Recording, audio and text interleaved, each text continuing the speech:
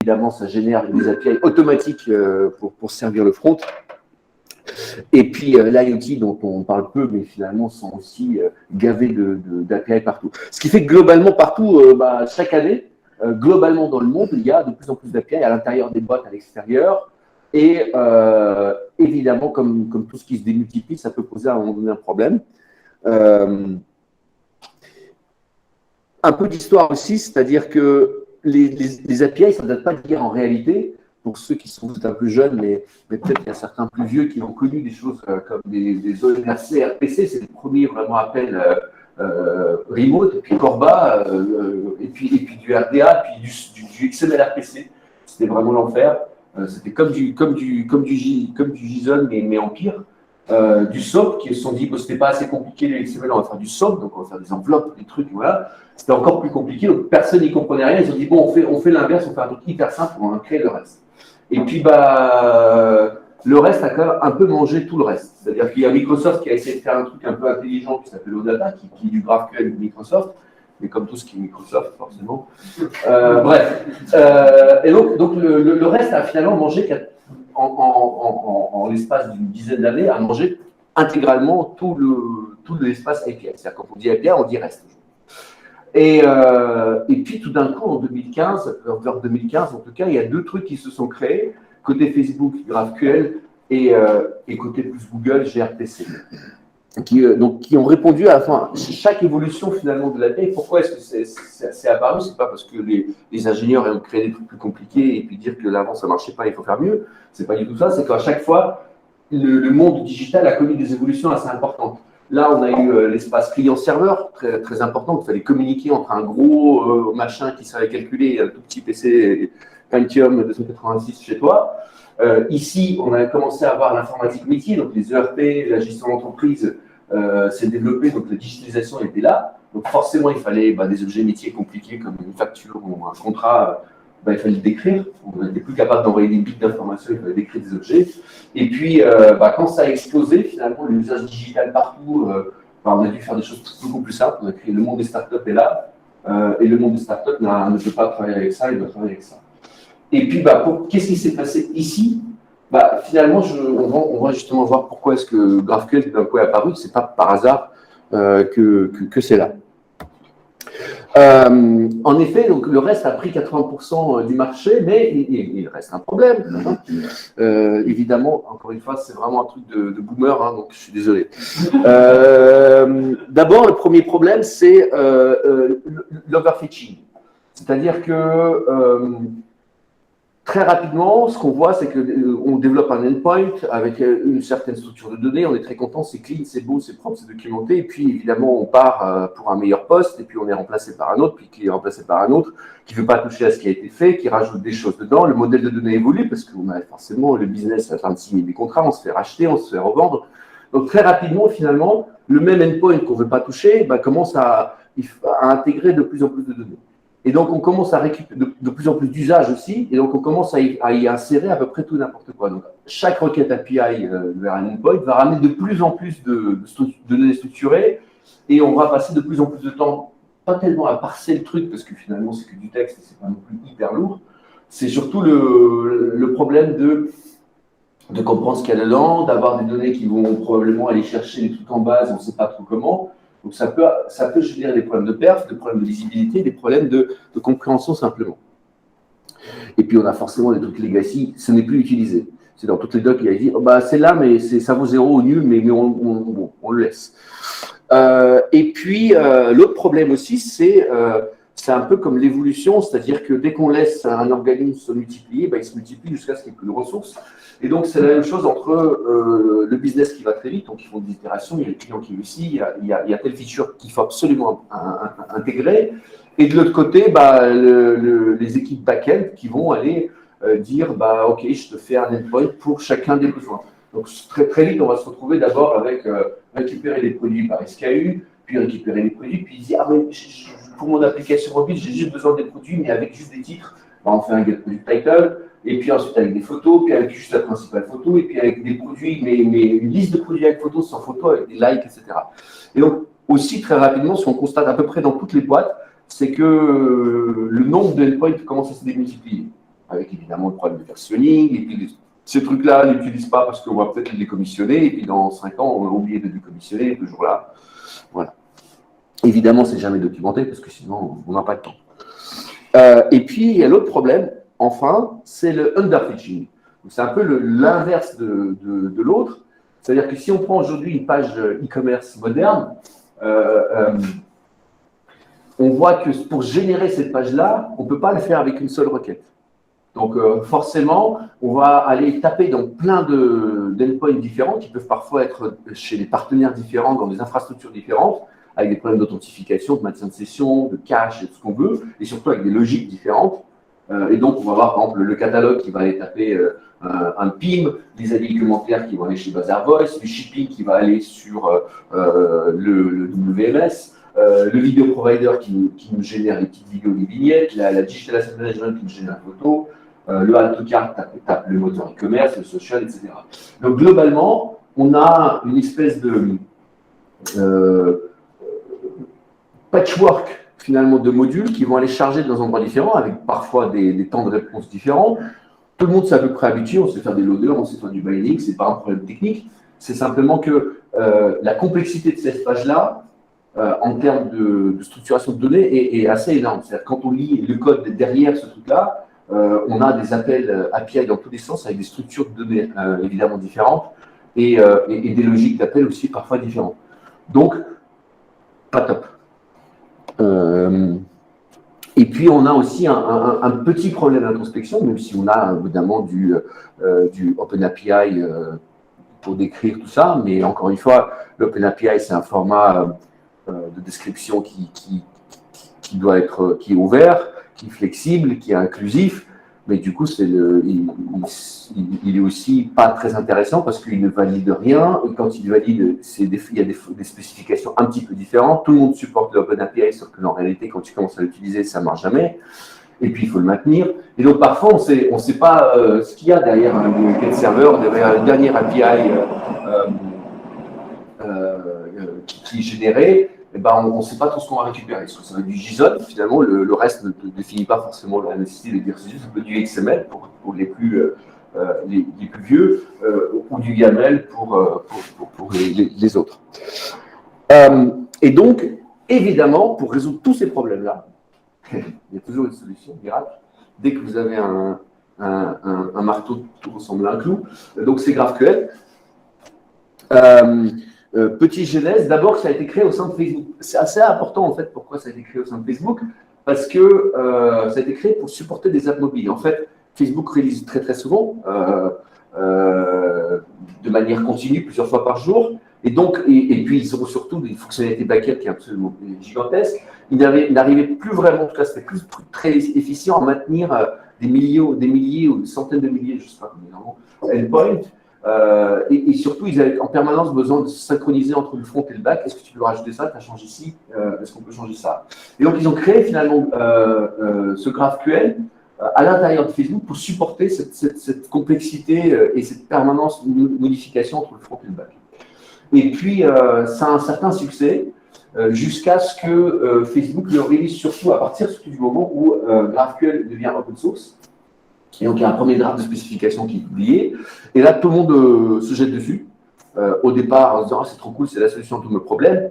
Évidemment, dès qu'ils ont commencé à l'utiliser, ils ont vu que ça ne résolvait pas tous les problèmes, mais au départ, ça ne résolvait que les problèmes de Facebook. Ceux qui avaient les mêmes, ils étaient contents. Et puis les autres se sont dit, oh, c'est trop compliqué, on laisse tomber, on revient du reste. Le gros problème du reste, d'ailleurs, c'est le fait que ce soit très, très simple.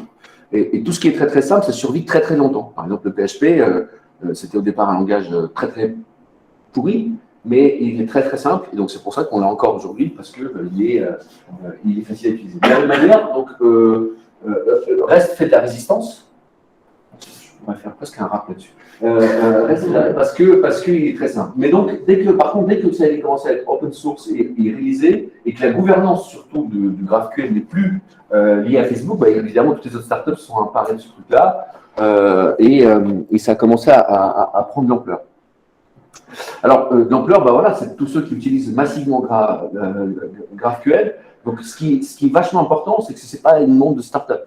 Donc, en fait, GraphQL a été créé dans une startup, mais plus vraiment une startup, c'est une grosse boîte maintenant.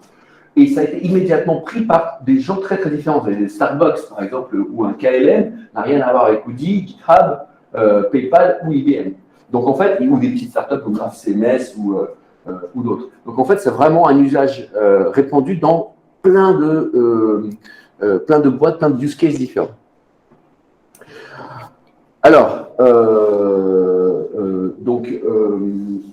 Lee Byron, qu'on voit, il habite à San Francisco forcément, il doit avoir beaucoup de Starbucks. Il dit globalement, alors j'ai traduit en français, évidemment ça ne sonne pas aussi bien qu'en anglais, hein, ça sonne un peu creux, mais c'est comme ça avec les Américains. Ne pensons pas des données en termes de ressources URL, le clé secondaire de table de jointure. En gros, il dit ta ressource, c'est pas une URL, une ressource comme le reste une URI avec des tables derrière des jointures, mais qu'il dit que globalement, ton entreprise est représentée. Ton entreprise, hein, c'est important, le métier de ton entreprise est représenté par un graphe d'objets et de modèles. Et donc, finalement, les applications vont aller parcourir ce graphe-là et pas taper des endpoints pour récupérer de la donnée. Donc, c'est vraiment bon, ça fait un peu théorique, mais en réalité, c'est ça. C'est que ce qu'il dit, c'est que toute entreprise pourrait être représentée comme un graphe d'objets métiers qui ont des interactions et des actions dessus. Et donc, globalement, on va passer rapidement dessus. Je pense que vous avez peut-être tous regardé un tout petit peu ou vu comment ça fonctionne GraphQL, donc on ne va pas passer trop de temps dessus, mais quand même. En fait, c'est hyper simple pour rentrer dedans. D'abord, et ça c'est très important, on va commencer par définir la structure des données avec un système typé, donc ce qu'on appelle un schéma. Et ça, c'est hyper important parce que dans un développement REST, on va surtout commencer à réfléchir c'est quoi les endpoints que je vais appeler et c'est quoi les paramètres que je récupère et c'est quoi les résultats de ma requête. Donc, on va être plutôt en mode silo. Alors qu'ici, très rapidement, on va définir les objets métiers tels qu'ils sont utilisés en front. C'est aussi la grande différence dans la conception, dans la façon de faire. REST, on va dire qu'est-ce que j'ai en back-office, qu'est-ce que j'ai comme base de données et comment je restitue finalement cette base de données auprès du front. L'application démerde-toi pour aller me taper et récupérer les données que tu veux. Je te mets à disposition ce que j'ai en magasin. Toi, charge à toi de récupérer. Et évidemment, le mec dit non, mais attends, je n'ai pas besoin de ça. Sur mon front, moi, j'ai une liste avec. Et là, on commence à démultiplier les endpoints. À l'inverse, GraphQL, on va partir de l'usage, c'est-à-dire du front, de l'UX, de la manière dont les données sont consommées. On va dire, OK, qu'est-ce que j'ai besoin sur telle page, tel parcours? Et une fois que j'ai ces objets-là, comment je vais les récupérer? Donc, au départ, on commence à dire, voilà mes objets. Puis ensuite, on va définir les requêtes avec des paramètres. Et ensuite, on va réfléchir comment on va aller les chercher. Et donc, on a un système typé de schéma qui définit les objets métiers et les requêtes. Ensuite, on a des requêtes qui sont explicites, c'est-à-dire que je dis, le front va dire ce qu'il veut récupérer dans la requête. C'est-à-dire je peux très bien récupérer que le champ nom du produit ou le nom avec une photo, enfin je dis ce que je veux, et je vais récupérer des résultats prévisibles, c'est-à-dire que ma requête et mon résultat sont exactement équivalents en termes de structure. Je sais exactement ce que je veux récupérer. Si jamais ce n'est pas possible, j'aurai une erreur. Donc ça peut être typé et ça peut être validé immédiatement au niveau du schéma. Si on rentre un peu en détail, c'est vachement sympa quand même en termes de typage, puisque on va aller avoir beaucoup de flexibilité en termes de définition de la structure des objets métiers qu'on échange. On peut aller très loin. On peut évidemment avoir des listes, on peut avoir des arguments requis ou pas. On peut avoir des unions, par exemple, des réunions de deux objets différents. On peut avoir des champs qui sont obligatoires et donc qui peuvent être nuls. On peut avoir des listes, des énumérations de constantes, des choses comme ça. Donc finalement, on est capable de décrire à peu près n'importe quoi. Chez Swan, par exemple, qui est une néobanque, ils utilisent GraphQL pour définir tout le financier d'une banque. Donc ça veut dire des comptes, des transferts, et la profondeur et la structure de ces données est immense. Ils peuvent parfois, le compte qui a un transfert qui a été vers un autre compte dont le transfert a été. Donc on peut descendre 4, 5, 6 fois en profondeur. Évidemment, ça génère des complexités, mais en tout cas, c'est possible. Maxime, il n'est pas facile à interrompre, mais si vous avez des questions en direct sur certaines slides, n'hésitez pas à lui couper la parole et à lui poser en Non, on va le faire après, on a toute une session questions-réponses. Tu vois, interrompez-le. c'est pas facile à couper. N'hésitez pas à l'interrompre. Vous pouvez essayer. Donc, au niveau des opérations, ce qu'on peut faire finalement avec un endpoint GraphQL, on a d'abord des requêtes. Donc, les requêtes, c'est ça. Les queries, c'est on va chercher de la donnée. On ne modifie rien dans le système sous-jacent, on va aller chercher de la donnée. Donc, c'est physiquement séparé en termes d'objets. Donc, on a là l'exemple, on peut faire une requête avec des paramètres éventuels. Ça, c'est pas trop lourd par contre. Si je fais ça, je ne sais pas si. Ouais, non, c'est mieux. Ensuite, on a ce qu'on appelle les mutations. Les mutations, c'est comme des requêtes, mais ça peut modifier la donnée sous-jacente. Donc, on verra qu'il y a des petites subtilités dans la manière d'ordonnancer les requêtes, dans la manière de parcourir le graphe. Et enfin, il y a un truc super sympa qui n'existe pas vraiment, peut-être dans du HTTP2, dans du reste, c'est les souscriptions. Donc là, ça veut dire, en gros, tiens, quand il se passe quelque chose chez toi dans le serveur, ping-moi en front pour me dire qu'il s'est passé quelque chose. On peut s'abonner à des événements et récupérer des données de ces événements-là. C'est basé sur des WebSockets. Voilà. Et donc, par exemple, pour des systèmes de chat, de notification, des trucs un peu plus temps réel, ça peut être très intéressant. Ou la fin d'un processus long, par exemple. Alors, qu'est-ce que ça change par rapport aux équipes front et back? Qui est back et qui est front ici? Qui est back? Levez la main. Il n'y a pas de back. Bon, on va taper sur les backs, c'est super. Donc, le problème, généralement, ce qui va se passer habituellement, c'est « Salut, j'ai besoin d'un endpoint nouveau pour ma page de liste de photos. Tiens, il faut qu'on aille parler au back-end. » Là, il va aller au back-end.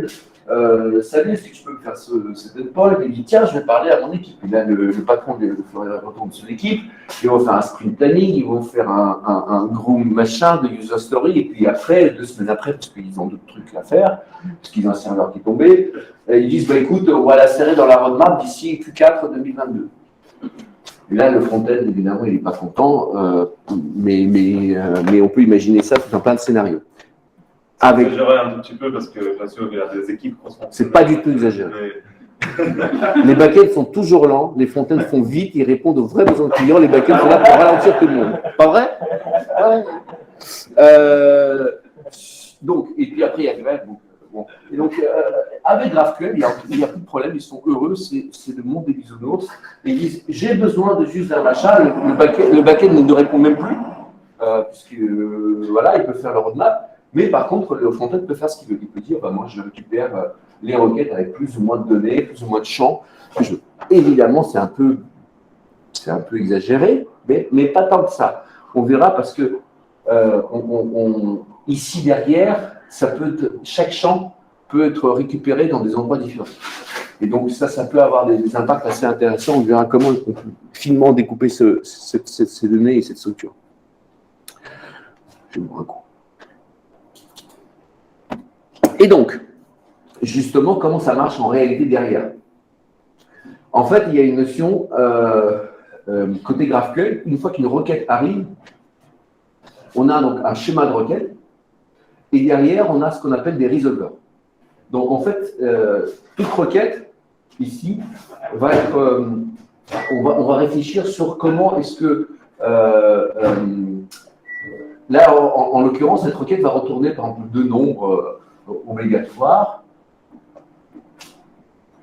La requête va être découpée par le serveur GraphQL en petits morceaux et il va être analysé de manière indépendante. Et pour chaque petit morceau de cette requête-là, il va y avoir un resolver qui va aller décider comment aller chercher la donnée et où aller la chercher.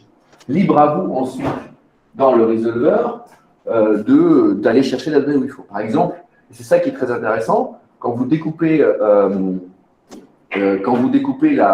par exemple, un type, vous avez un type produit. Vous avez le titre, la description qui est dans un PIB. Les resolvers titre du champ titre et description vont aller taper, par exemple, dans le PIM, faire des requêtes sous-jacentes dans un API PIM. Mais par exemple, vous avez aussi le prix dans le même objet. Et ben, le champ prix peut activer un autre resolver qui, lui, va aller chercher ça dans le SAP, par exemple, dans un ERP, etc., etc. Ce qui va faire que côté front, pour vous, c'est un seul objet, mais côté back, il est parti les chercher, faire ses emplettes partout. Ce que ça change, d'un côté, bah, c'est super parce que les développeurs back-end, comme on sait qu'ils sont très feignants, bah, ils ne développent qu'un seul resolver une fois pour toutes. Une fois qu'ils ont développé ce resolver, ou qu'il soit utilisé, ils n'ont plus à toucher à leur code. Et puis par contre, les développeurs front peuvent combiner des trucs, faire ce qu'ils veulent. Tant que les resolvers existent, finalement, ils peuvent le faire. Tant que les objets sont définis. Donc finalement, il y a beaucoup de travail quand il y a un nouvel objet métier qui arrive, mais une fois qu'il est là, finalement, faire une requête, par exemple, c'est assez simple. Les resolvers étant déjà posés, on n'a plus qu'à faire du mixage. La contrepartie de ça, on verra après que c'est… En gros, juste pour résumer, donc des resolvers, pour dire simple, c'est le mapping entre les champs dans le schéma et les données dans la base ou dans l'API existant externe. Voilà. Alors, les différentes étapes, finalement, de la requête, ce qui va se passer, à l'intérieur du serveur GraphQL, le client envoie une requête. Donc, c'est une query, une mutation, une souscription. Le serveur va valider la requête selon le chemin. Ça, c'est très important, contrairement à du reste, même avec OpenAPI. Si ta requête n'est pas bien formée, tu es rejeté immédiatement. C'est très typé, donc si jamais tu n'as pas le bon type, tu n'as pas les bons arguments, c'est immédiatement rejeté. Donc, il y a une validation. Tu sais qu'à partir du moment où ta requête est passée, et elle va être valide. Et tu auras le bon résultat, quoi qu'il arrive. Même si en back-end, ça répond pas. Ensuite, il y a une planification et exécution de la requête. Alors là, c'est un peu la quintessence du GraphQL. Il va lancer tes requêtes en parallèle, c'est-à-dire qu'il va découper, imagine tu as un objet produit dans lequel tu as un objet prix, dans lequel tu as un objet currency, donc tu as en fait trois objets imbriqués, parce que tu peux imbriquer autant d'objets que tu veux. Donc il va découper cette requête-là en tant qu'un arbre, et il va faire partir toutes tes requêtes dans les différents buckets, donc exécuter tes resolvers en parallèle, s'il le peut. Et puis ensuite, à la fin, une fois qu'il a récupéré tous les résultats, il va les recombiner et les reserver. Donc ça veut dire qu'en termes de performance, souvent on peut se dire, on est un peu à made in the middle, parce qu'on a rajouté une couche entre tes back-end et ton front. Mais en réalité, il fait un truc plutôt intelligent qu'on est rarement capable de faire nous-mêmes parce qu'on n'a pas le temps, qu'on est feignant, qu'on ne sait pas faire, c'est de lancer tous les trucs en parallèle pour constituer le résultat. Donc ça, c'est intéressant. Il y a une vraie planification et c'est un vrai enjeu parce que quand on a des problèmes de performance notamment, un back-end un peu trop long, des requêtes trop profondes, c'est là-dessus que ça va se jouer. Comment bien planifier, qu'est-ce qui se passe à l'intérieur d'un planificateur et comment est-ce que le résultat est fait. Le serveur récupère enfin les résultats de tous les systèmes sous-jacents, ça peut être des requêtes MySQL, ça peut être du REST API, ça peut être du SOAP, et va envoyer la réponse au client, globalement, les données et éventuellement les erreurs. Et donc, au niveau de la requête, on voit qu'il y a un vrai miroir entre la requête et ce qu'on récupère. C'est-à-dire que quand on commence à étudier une API REST, on est obligé de lire la doc. D'ailleurs, la première étape quand on a une nouvelle API intégrée, c'est « OK, montre-moi la doc, c'est quoi l'endpoint, le call flow, use case ». En réalité, avec GraphQL, ce qu'on a remarqué, c'est que quand tu as un nouveau endpoint GraphQL, tu lis jamais la doc, tu commences à jouer avec. Tu dis « Ah, qu'est-ce que je peux récupérer ?» Tu as de l'autocomplétion, tu as de l'introspection. Donc, tu sais exactement que quand tu vas formuler ça, ça va marcher. Si cette requête-là était bien formulée, c'est-à-dire que si elle passe la validation, tu es certain d'avoir le résultat. Et ça, c'est quand même assez fort, parce que tu n'as pas besoin de lire la doc. Évidemment, jamais aucun front-end ne lit des docs. Ce n'est pas super sympa à faire. Ça tombe bien, aucun bac écrit. Donc, vous êtes trouvés, c'est un vrai match. Voilà. Et donc, pourquoi aussi c'est sympa, c'est qu'il y a de l'introspection. Ça veut dire qu'un truc hyper sympa qui existait dans SOAP, ce n'est pas une nouveauté. Sauf que dans SOAP, personne ne savait le faire marcher. Et là, ça marche vraiment. Vous avez votre schéma, vous envoyez une requête d'introspection, vous dites en fait, c'est quoi le type user? Parce que décris-moi. Et là, tu vas avoir évidemment tous les champs, leur nom, leur type, est-ce qu'ils sont obligatoires ou pas. En fait, c'est quoi l'intérêt? Ça a assez peu d'intérêt, comme ça pourrait avoir peu d'intérêt, mais tout ce qui est autocomplétion, par exemple, c'est hyper sympa. Il y a plein de petits outils, GraphQL, etc., qui te permettent de faire de l'autocomplétion. Donc, ça fait un peu ce que tu as dans tes IDE, mais de manière automatique. Et puis, donc, pour retenir un peu, GraphQL est un protocole hiérarchique. Donc, on a un arbre, donc on a des choses, des objets qui sont imbriqués. Donc, c'est très important. C'est pas mal d'avoir des objets imbriqués. Plus on a d'objets, mieux c'est. Fortement typé. On ne peut pas faire des trucs à la PHP. Et surtout, il permet l'introspection et il va avoir un truc hyper sympa, c'est que le versionning, qui est un peu la tannée quand même dans une point REST, n'existe pas vraiment. Pourquoi? Enfin, n'existe pas. Disons que ça permet d'éviter des breaking change trop souvent et ça évite de faire des créations de V1, des V2, des V3 parce qu'il suffit finalement, si on rajoute un champ dans notre API, ça ne va jamais rien casser sur les applications legacy parce qu'elles disent exactement ce qu'elles veulent récupérer. Donc, si vous avez rajouté un champ sur un type, ça ne va rien changer. De la même manière, vous avez un moyen intégré dans GraphQL qui permet de communiquer un peu avec vos applications front. Vous pouvez commencer à introduire et dire, finalement, ce champ-là est deprecated avec une reason. Par exemple, tu dis, écoute, ce truc-là, on ne l'utilise plus, on est en train de le sortir. D'ici 2-3 mois, ça ne sera plus là. Donc, le développeur front, sans que vous ayez à faire des daily ou des rétrospectives, va voir dans son résultat, ce truc-là, il me met en warning, ça va partir. Donc, ça va permettre de communiquer finalement sans ticket, sans rien, dire, les gars, il faut vous préparer à supprimer ce truc-là. Et puis, ce que je disais… Tu décrètes qu'il y a un objet complet aussi. Putain, t'es trop fort. Première question et paf, il est mal. Là, il veut regarder. Et là c'est son coup. Tu peux répéter la question? Est-ce qu'on peut deprecated un objet en entier? Un objet en entier, oui, on peut. Oui. Comment? Avec des. Tu peux nous montrer? Non, vas-y. Non, mais reviens. Tu vas poser la question, je vais répondre. Donc là, on a un sorte de décorateur déactive, ça s'appelle déactive dans GraphQL, donc on peut mettre ça sur des types aussi. Donc on peut définir un type complet comme Vérifie comme les specs de GraphQL. Bon. Et donc, l'autre truc qui est puissant, surtout dans votre environnement où vous avez beaucoup de choses un peu à droite à gauche, en termes de batch. Vous avez donc une query de base côté front très simple, getBook by ID. Un identifiant va récupérer un bouquin. Et l'objet book, ce que je disais, il est composé d'un ID, d'un auteur, d'un prix, d'un stock et des commentaires. Les prix, les stocks et les commentaires sont aussi des objets, d'accord ? Et qui vont être allés chercher dans des zones complètement différentes. Vous avez un ici derrière qui peut, au lieu de faire ça, si tu veux, côté front, c'est-à-dire côté front, tu aurais besoin de faire, ok, je me connecte à un API REST pour aller récupérer l'identifiant, puis je me tape un XML côté SAP, puis je fais une requête SOAP, parce que c'est un vieux truc, Oracle, et puis je fais du reste. Et toutes les connexions, les clés d'API, les authentifications, les tokens, c'est à vous de les gérer. Ou alors, vous mettez en place un middleware. C'est ce qui se passe backend for frontend. Donc, soit vous faites un BFF, soit vous le tapez dans le front. Donc, dans les deux cas, vous galérez.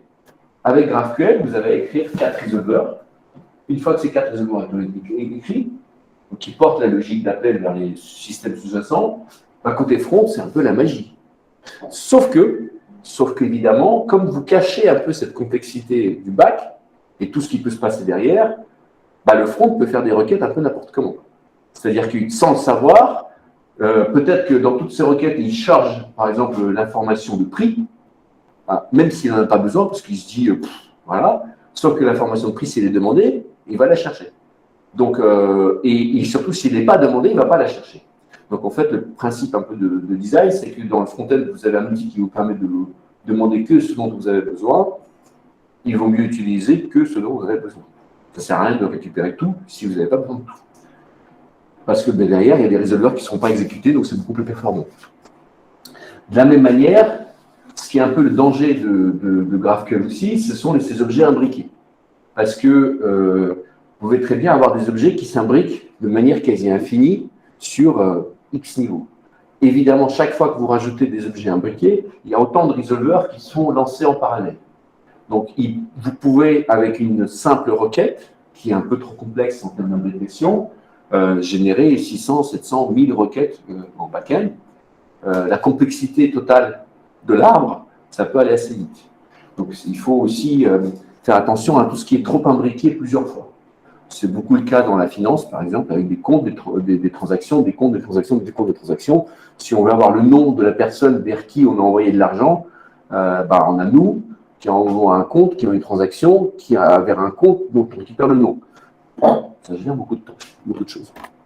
Alors, par contre, côté front-end, c'est vraiment cool parce que vous avez tout ce qu'il faut pour construire un front sans parler au back, quasiment.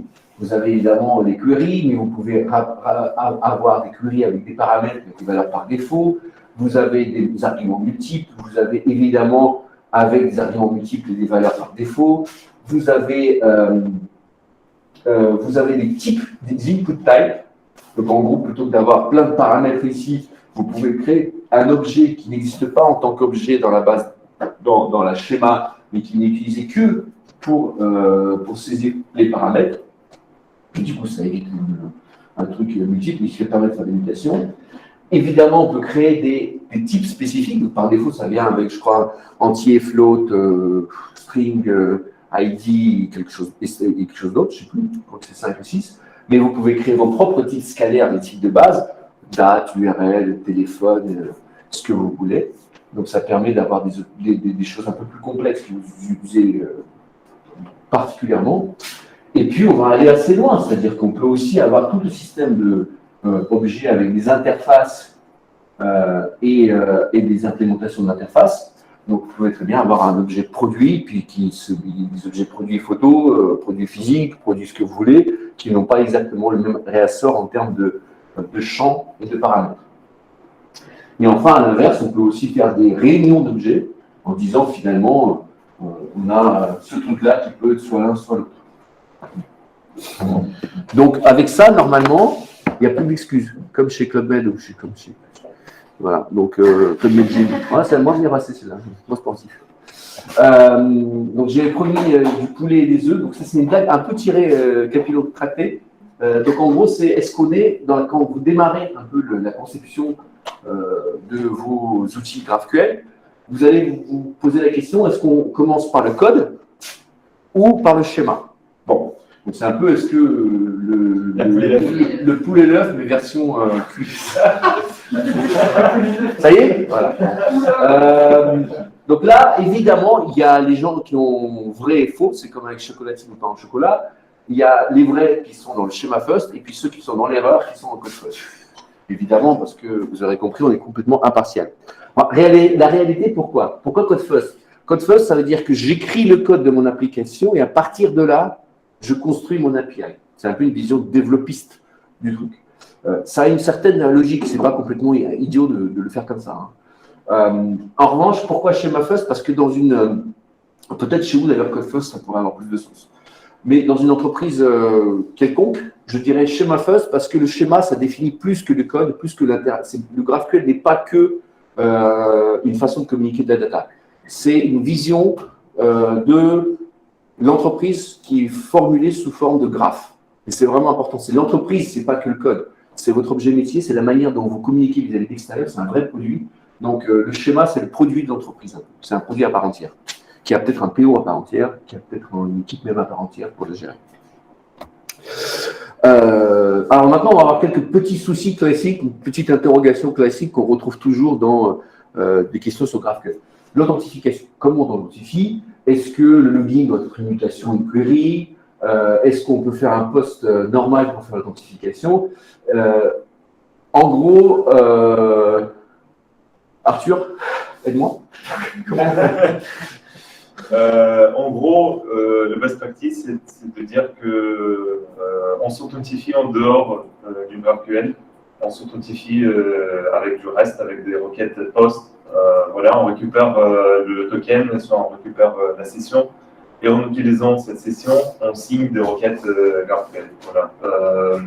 Si on a une schéma GraphQL qui est privé ou protégé, dans ce cas-là, on utilise session ID ou token pour signer la requête. Voilà, c'est très simple. Il ne faut pas intégrer l'authentification dans les opérations GraphQL. C'est plus simple de juste garder. J'ai rien compris, mais j'espère que vous avez compris. Alors, la deuxième question, c'est la question facile, maintenant la vraie question compliquée, les autorisations. Qui a accès à quoi, les permissions finalement? Parce que comme vous pouvez requêter n'importe quoi en front, eh ben, si vous récupérez par exemple les prix d'achat, ce serait quand même pas super sympa si jamais par hasard, par erreur sur le mobile, les gens voyaient les vrais prix des produits sur un site e-commerce, pas chez vous. Chez vous, évidemment, c'est complètement logique. Mais par contre, sur un produit, les prix d'achat pourraient, par exemple, ou le compte, je pourrais avoir le montant du compte de celui à qui il est transféré, ce qui ne serait pas cool. Eh bien, ce n'est pas dans GraphQL qu'on va résoudre ce problème-là.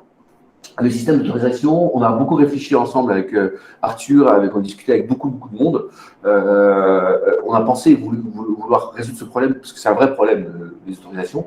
Le résoudre dans GraphQL, on s'est dit qu'on a abandonné l'idée, parce que globalement, soit c'est fait avant, c'est-à-dire qu'avant de faire la requête, on check que c'est possible et qu'il a les droits, et que soit on le fait après, c'est-à-dire qu'on fait la requête et puis on backend dit non, c'est pas possible.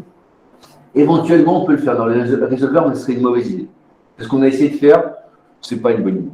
Donc, le faire en amont ou après, c'est le métier finalement qui sait qui a droit à quoi, ce n'est pas au niveau du schéma, normalement. Mais encore une fois, il y a des use cases, ça c'est en général, il y a des use cases où ça pourrait le faire. Ça peut, enfin, je dis que c'est pas bien de voir l'autorisation dans le résolveur. C'est acceptable, c'est tout à fait acceptable parce que, imaginons, on a une base de données, un résolveur qui fait une requête, et dans cette résolveur, on va regarder, on va faire en sorte qu'on ne va pas requêter des requêtes qui ne doivent pas être retournées pour ce type d'utilisateur avec ces rôles-là. Voilà. C'est une histoire. On a, dans chaque résolveur, on rentre dans nos techniques, mais dans chaque résolveur, on a un contexte du requête avec des sessions. On peut rajouter d'autres choses comme, je sais pas, un rôle d'utilisateur, par exemple, des choses comme ça. Donc, en fonction de tout ça, on peut faire des requêtes adaptées pour ne pas, par exemple, donner des données de paiement d'un autre client à quelqu'un.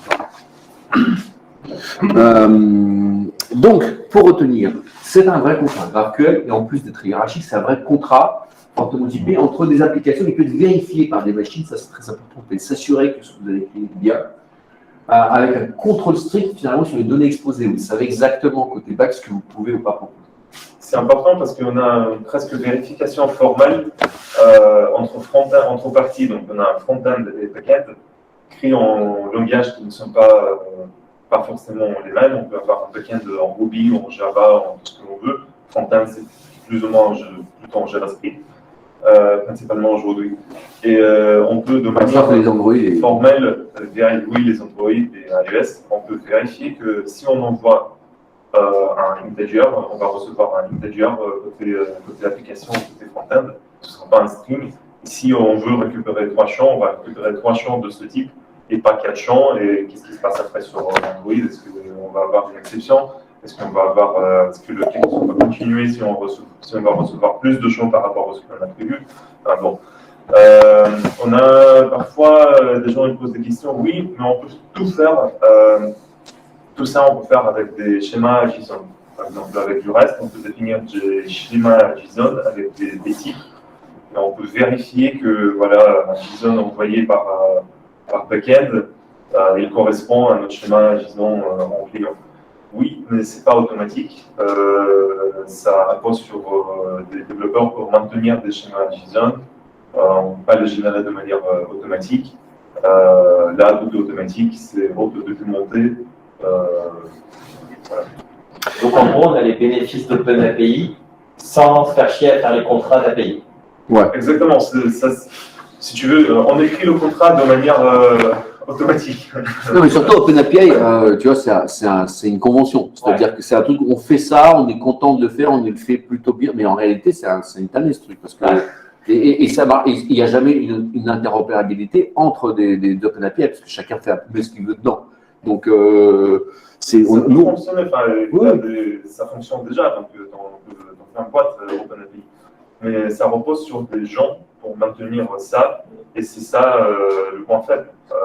Parce que ça demande une organisation militaire. Oui, une culture. Donc il faut avoir un flic un peu. Voilà. Alors, quelques use cases pratiques, parce que GraphQL, il y a plein d'usages, mais on en a dit aussi quelques-uns. Le plus simple, le classique, vous construisez un peu un back-end, vous avez un GraphQL, c'est très sympa pour le front, vous avez des équipes qui travaillent tranquillement sur le développeur, c'est un peu l'usage classique, GraphQL qui se met un peu en interface. Mais pas que. Très souvent, en fait, GraphQL prend surtout de l'intérêt sur d'autres use cases, qui est celui, par exemple, en mode gateway. Ce qu'on appelle en mode gateway, c'est-à-dire qu'il va envelopper tout un tas de fonctionnalités de l'entreprise, avec des paquets différents, des systèmes sous-jacents différents, avec du REST, de la base de données, du SOAP, des fichiers, ce qu'on veut, et les présenter tout ça sous forme d'un seul graphe unifié. Donc, ce qu'on va appeler plutôt de la... en mode gateway. Ce n'est pas du image stitching, on va chercher des résolveurs qui vont être tapés. On peut aller récupérer aussi d'autres systèmes GraphQL sous-jacents. Donc là, l'intérêt, c'est que pour le front-end, je n'ai plus qu'un seul point à taper, je n'ai pas besoin de réfléchir à ce qu'il y a derrière. Et évidemment, derrière, on peut remplacer des choses sans que le front s'en rende compte.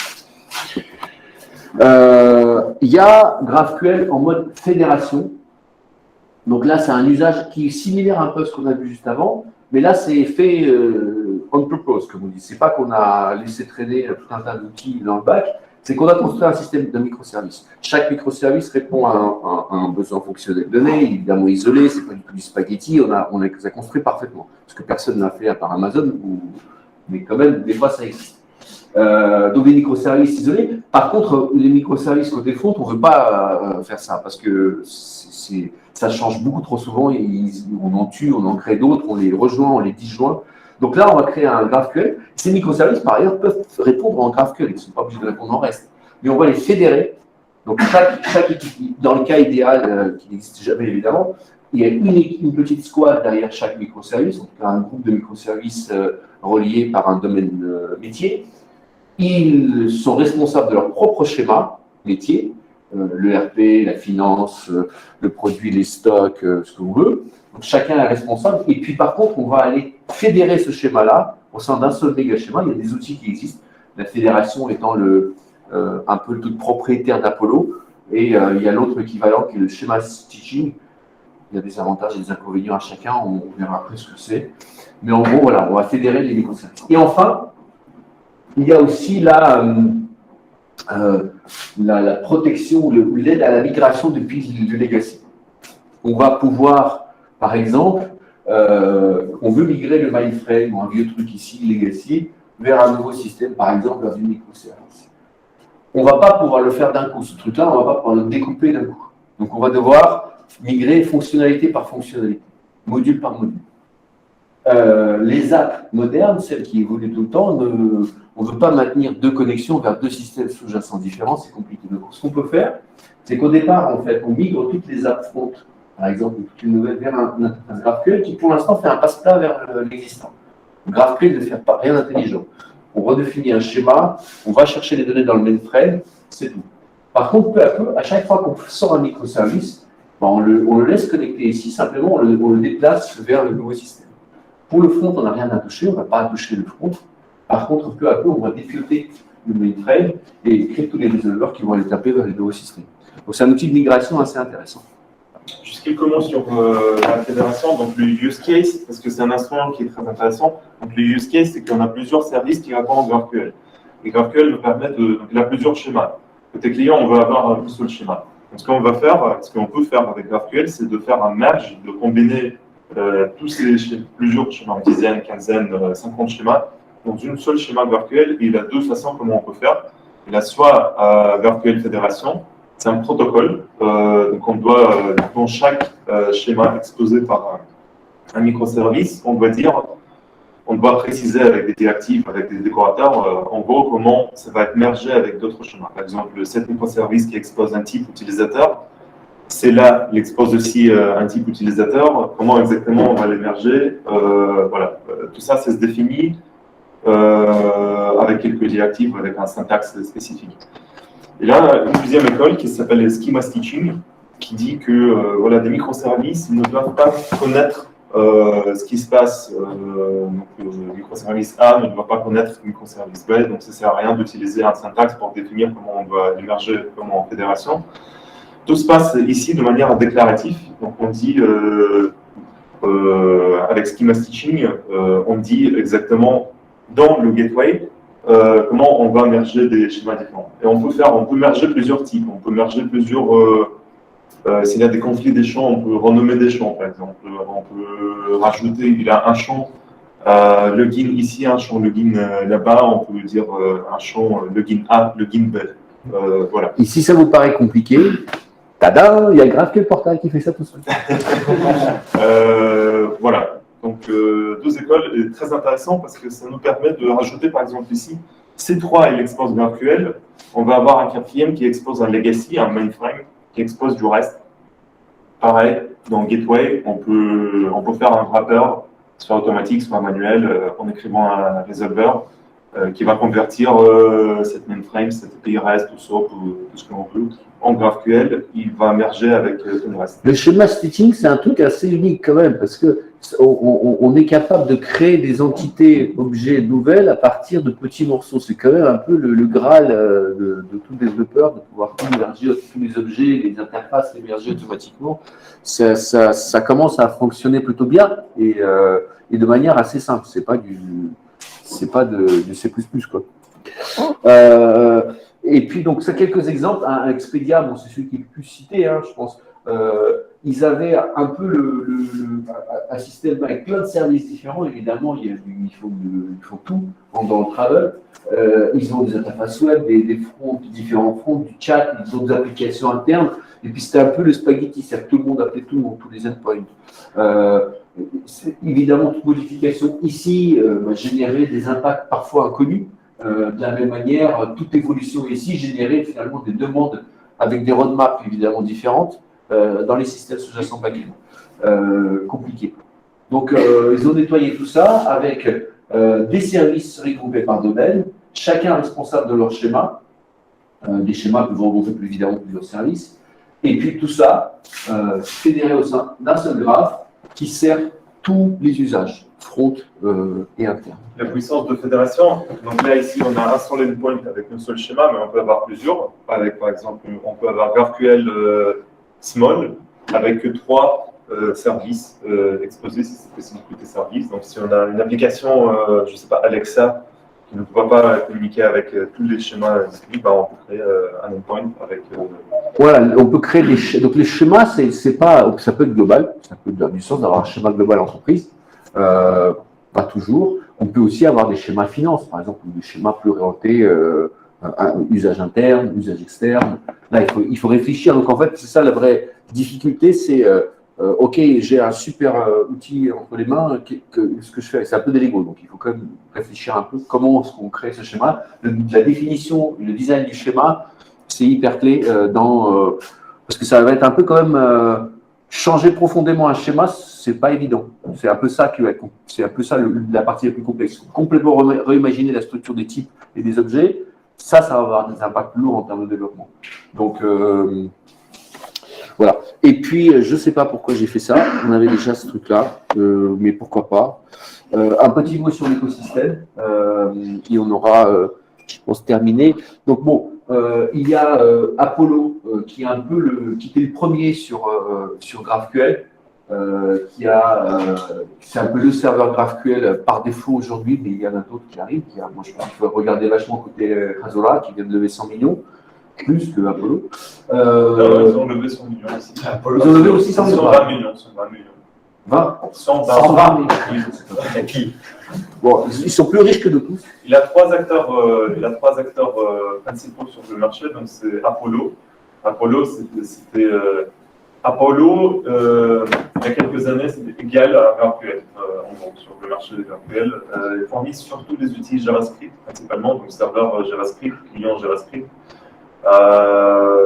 Voilà, donc le client Apollo côté front-end, c'était le client front-end, mais là il a plusieurs déjà développé par tout le monde, donc il faut regarder un tout petit peu lequel il faut utiliser parce qu'il n'est pas très bien reconnu le client sur le front-end. Mais côté serveur, ça reste. Ils fournissent des outils SaaS pour faire du monitoring, versioning, Sigma, HSP, des choses comme ça. Et la deuxième acteur, c'est Asura. Donc ils ont levé, ils ont levé 100 millions.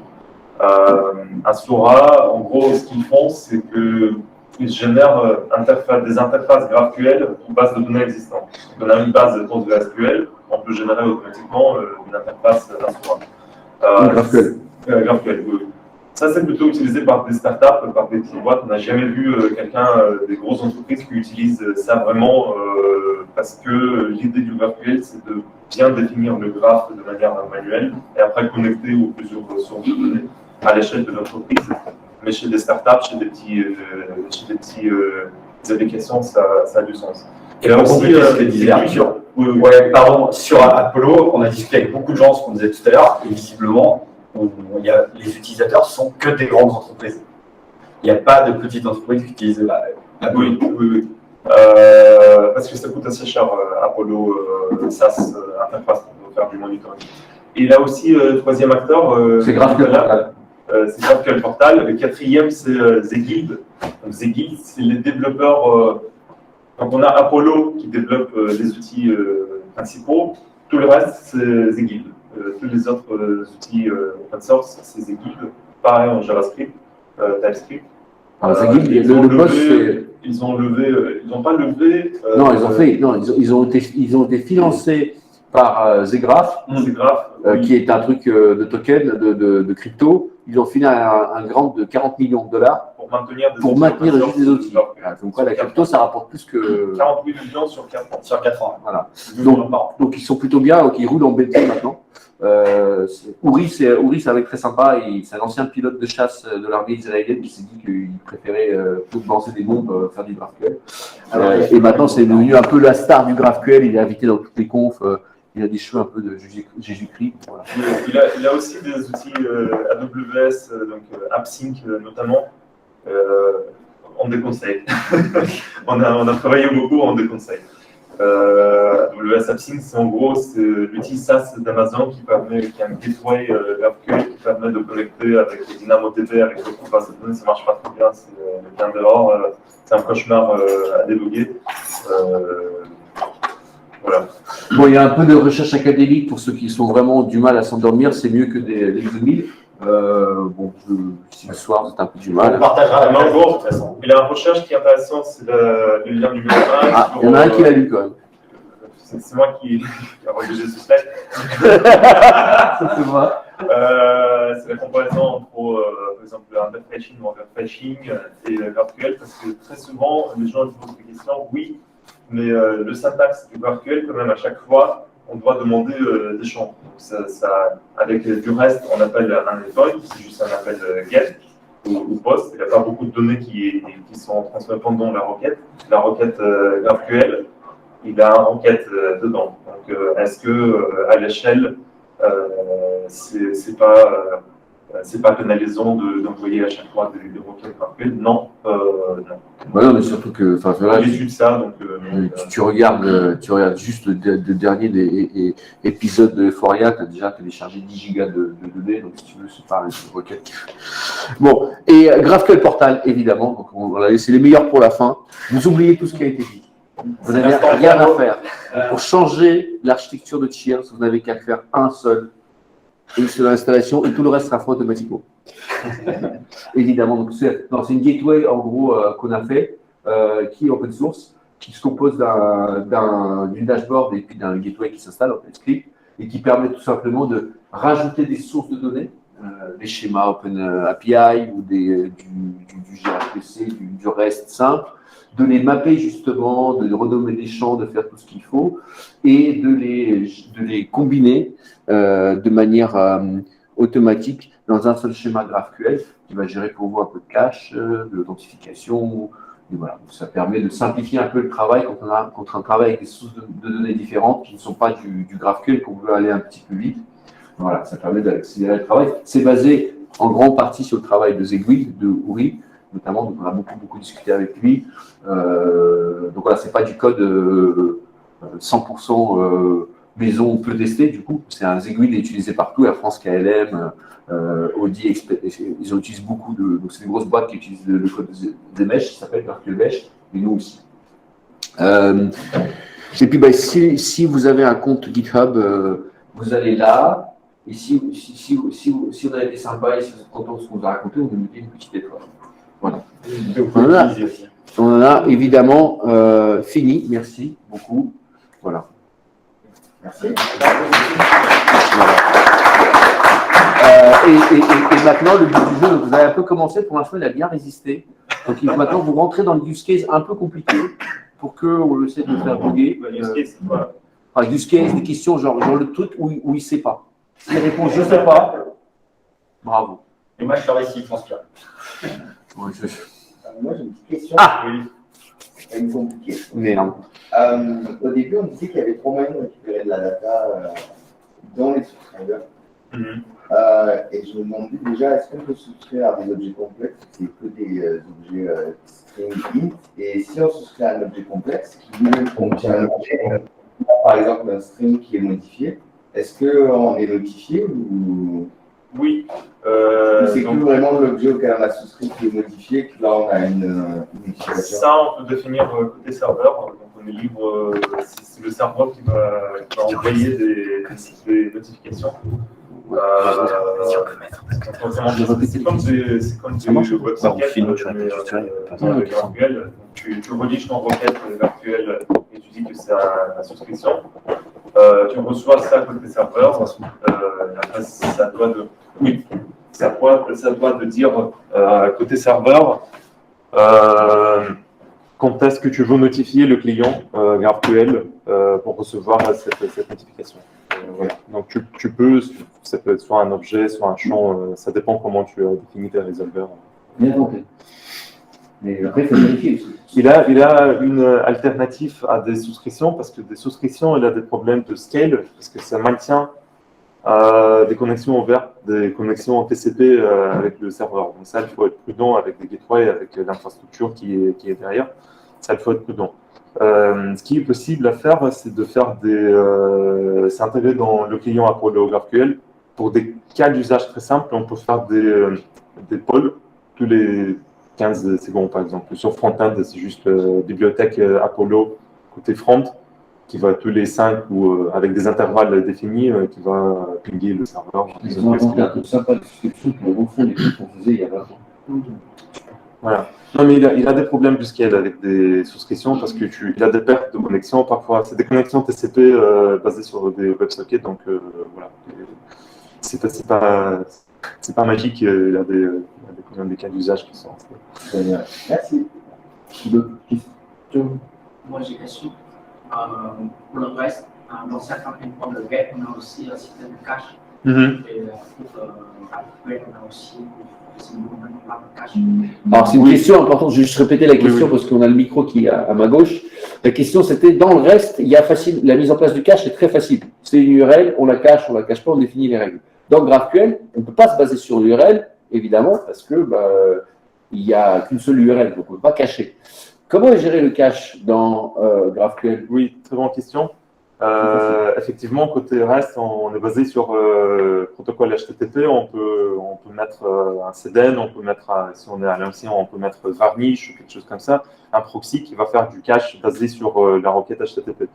GraphQL, c'est pas aussi simple parce que on peut modifier la requête. Voilà.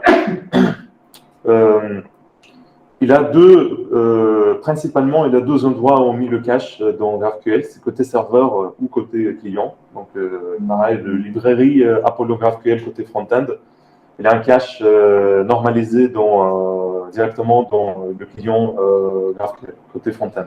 Donc, à chaque fois que c'est par défaut, c'est activé par défaut, c'est même hyper chiant à désactiver parfois côté front-end. Donc, le front-end, quand il envoie des requêtes GraphQL, d'abord, il regarde dans leur cache local, dans le navigateur, si le cache est là. Et dans ce cas-là, il y a des règles, on peut configurer le comportement. Mais en gros, il a le cache côté front-end. On peut aussi mettre le cache, normalement, on met ça dans Redis ou quelque chose comme ça, côté back, côté resolver. Voilà. Enfin, côté gateway, c'est important. Côté gateway, c'est dans le resolver, quand vous allez chercher la donnée en back, vous la cachez. Oui, côté gateway, côté microservice ou côté gateway et microservice, enfin ça dépend. On peut aussi mettre du cache au milieu, mais c'est un tout petit peu plus complexe parce qu'on doit parser des requêtes On doit regarder qu'est-ce que exactement on est demandé à regarder. Est-ce qu'on a des données dans le cache ou pas. Il y a des bibliothèques GraphQL Mesh, GraphQL Portal par exemple. On peut définir des règles de TTL par requête, par type de requête, par opération, par mutation par exemple, des choses comme ça. Le cache, de toute façon, comme on dit dans l'informatique, il y a que, oui, il y a que deux problèmes. Il y a que deux problèmes, le cache et son invalidation. Et la deuxième, c'est quoi le problème? C'est le nommage de variables. Et le nommage des variables. Bon, le nommage des variables, j'espère que vous avez compris que c'était bien foutu avec GraphQL, etc. Et le deuxième, le cache, ça sera toujours un problème partout dans le monde. Il y a toujours caché. Refresh ton cache, ça le même. Oui.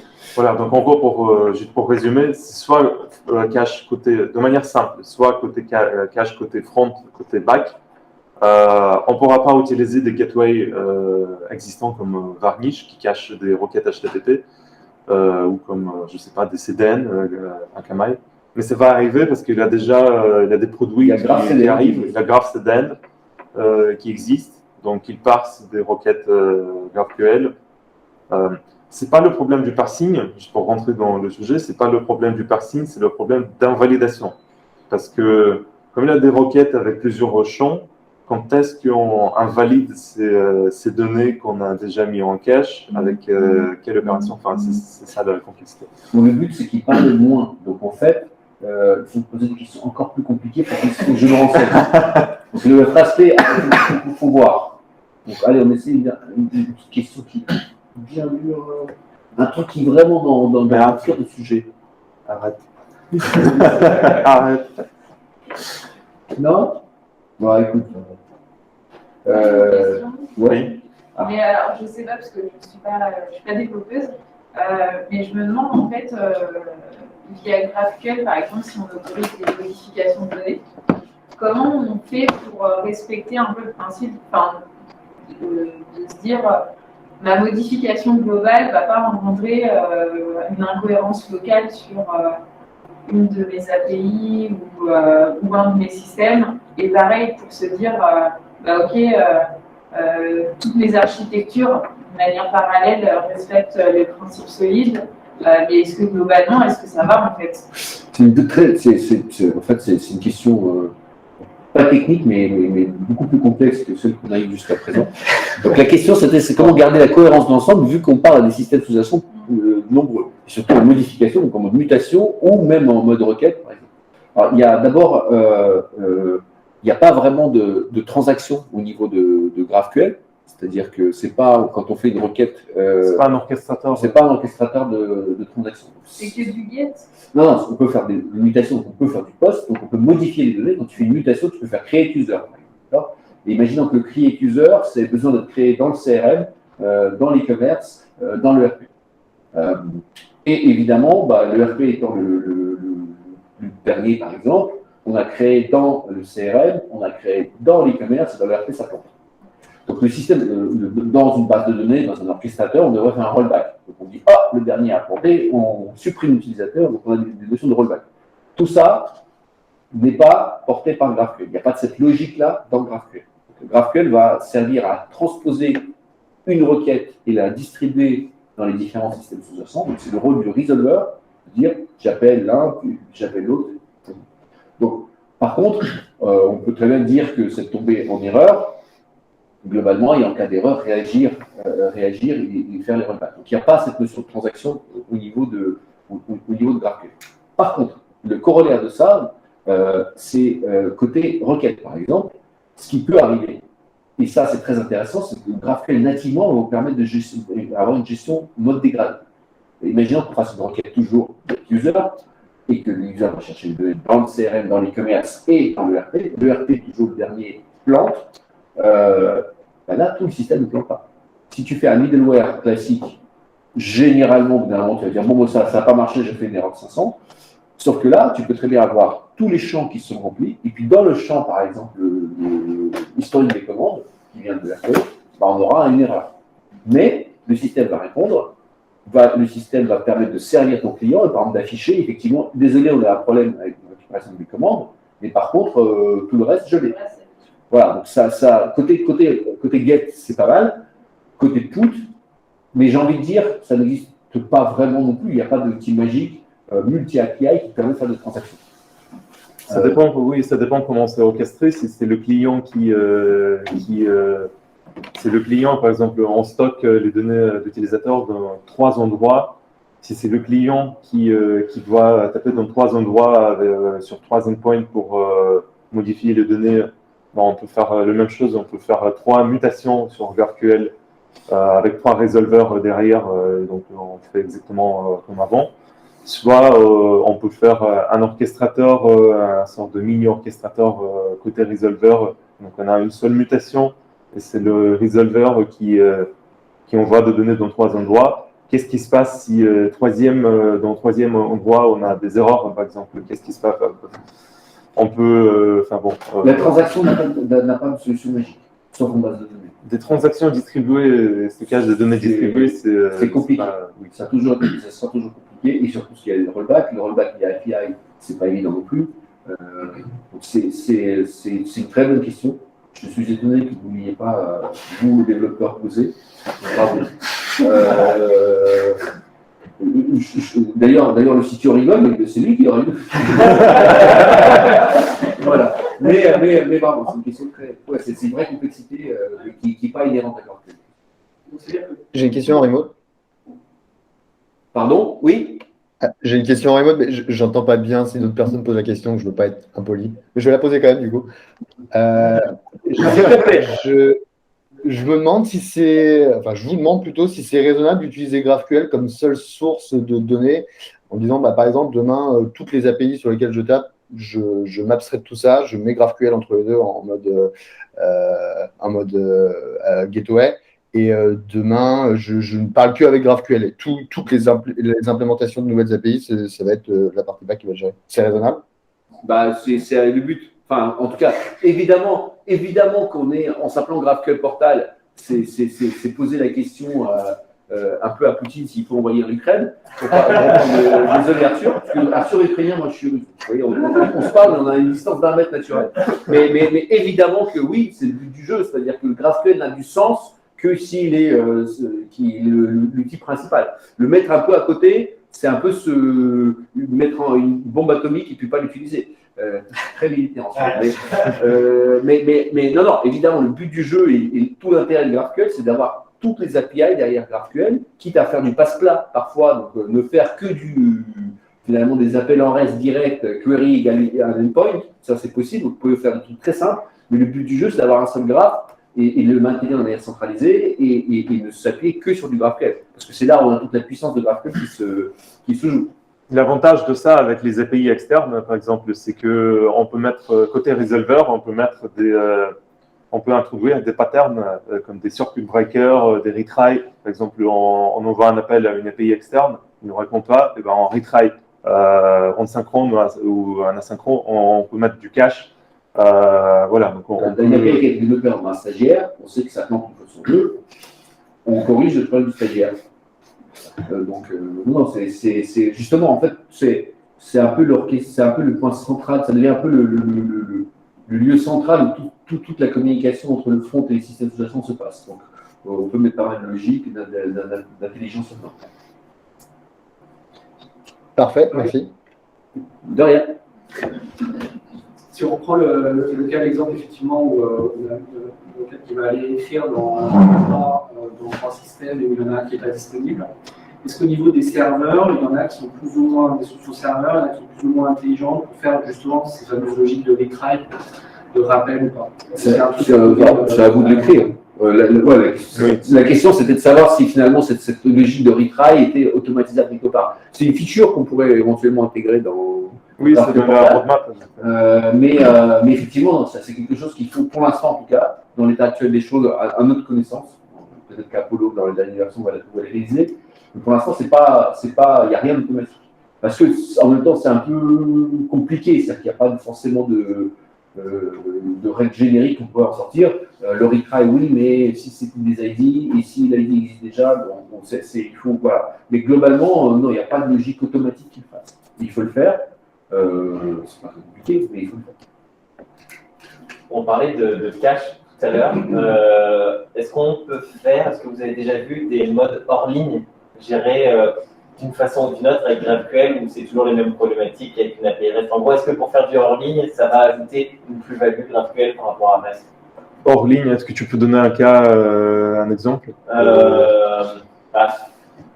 Si je prends un exemple chez Cheers, des fois on se dit on est dans le métro, on est en train de bosser sur un truc, bon ça marche pas, etc. Bon, quand c'est du REST, eh ben, c'est classique, hein, ça va pas marcher, c'est une erreur, on va faire un retry. Est-ce que, je sais pas, d'une façon ou d'une autre, je vois pas laquelle, mais est-ce que GraphQL amène quelque chose de nouveau sur ces problématiques? Non, j'ai envie de dire pas forcément. Tu vas avoir une cache locale avec avec certains clients GraphQL. Note la feature quand même. Non, mais C'est fait. tu vas avoir une cache locale sur ton client. Mais sinon, le stockage sur le device, comment ça va stocker? Non, mais ça peut t'intéresser en cas de mutation. J'imagine que parce que côté get, si tu es offline, tu vas récupérer soit ce que tu as dans le cache, soit rien du tout, mais l'intérêt est assez limité. Mais effectivement, tu es en train d'écrire un autre poste médium dans le métro. Dans le métro, on a plus de réseau que chez moi. C'est la campagne. Tu fais ton poste. Effectivement, avoir une logique côté client, donc plutôt côté client GraphQL, qui stockerait cette requête-là dans un coin et puis qui ferait des retraits en permanence en back, si cette fonctionnalité devait exister, ça serait côté client GraphQL, et donc ça serait plutôt à Apollo ou à GraphQL Mesh de décrire cette logique-là. Je ne suis pas certain que ça ait forcément… Non, comme ça, il a des interactions avec le client. De toute façon, tu dois montrer qu'on est en mode hors ligne, des choses comme ça sur le client. Donc, ça va se proposer sur des statuts HTTP, sur des erreurs GraphQL. Mais tu vas avoir un stockage local, soit avec le client GraphQL, soit comme avant. Par contre, Florian, tu penses toi à une problématique particulière que vous avez? Ou c'était une question plus…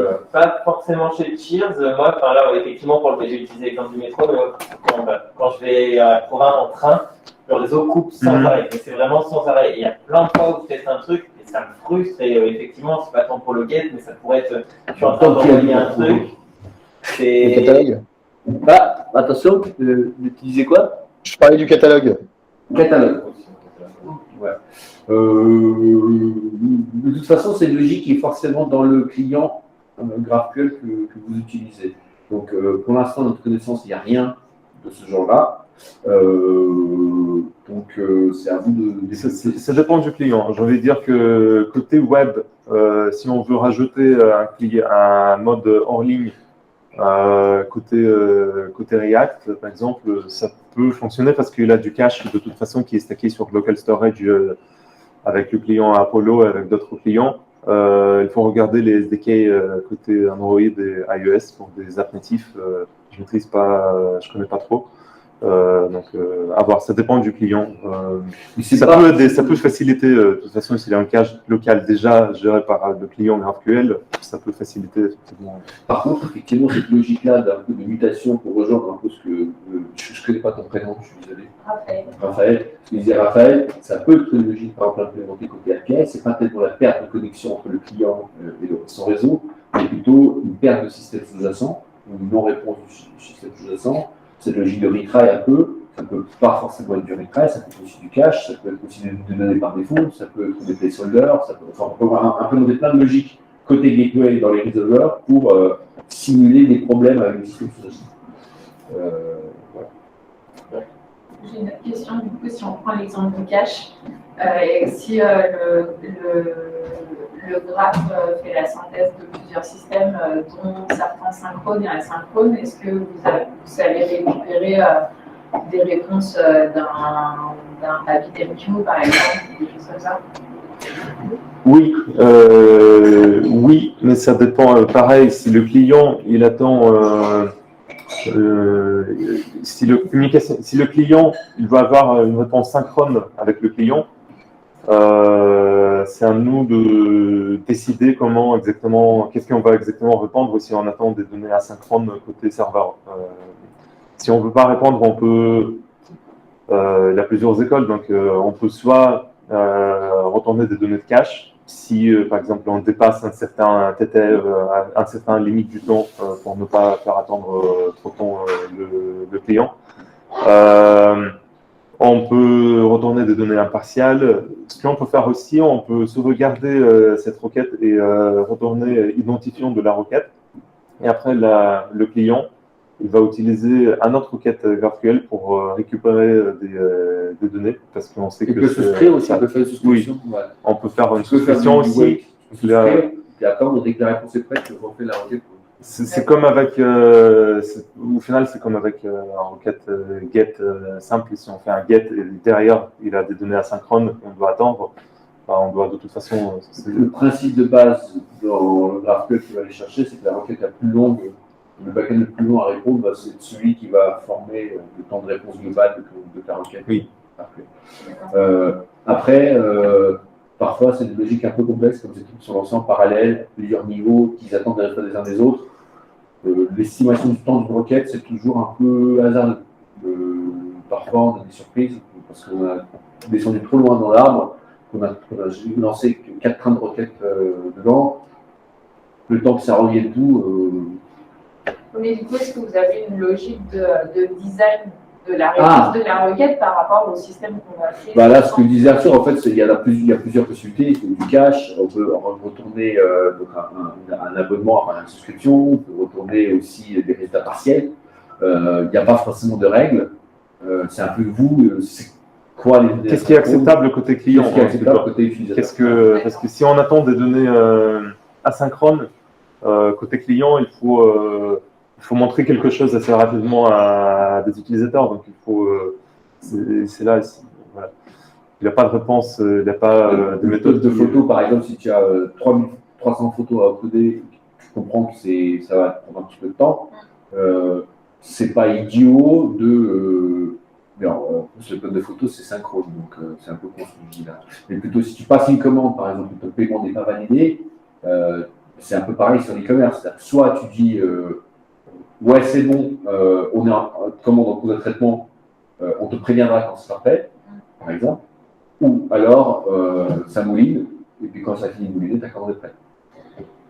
C'est à vous de dire c'est quoi le use case. Ou par exemple, s'il a plusieurs microservices et il a une transaction distribuée sur plusieurs microservices qui communiquent entre eux de manière asynchrone sur avec Kafka ou quelque chose comme ça, ce qu'on peut faire, c'est qu'on peut créer une souscription sur le statut de la transaction. Donc, on fait une mutation.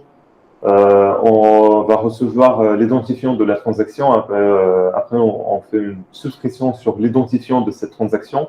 Et on va recevoir des updates. Par exemple, le paiement a passé, le shipping, on est en train d'attendre la réponse, des choses comme ça.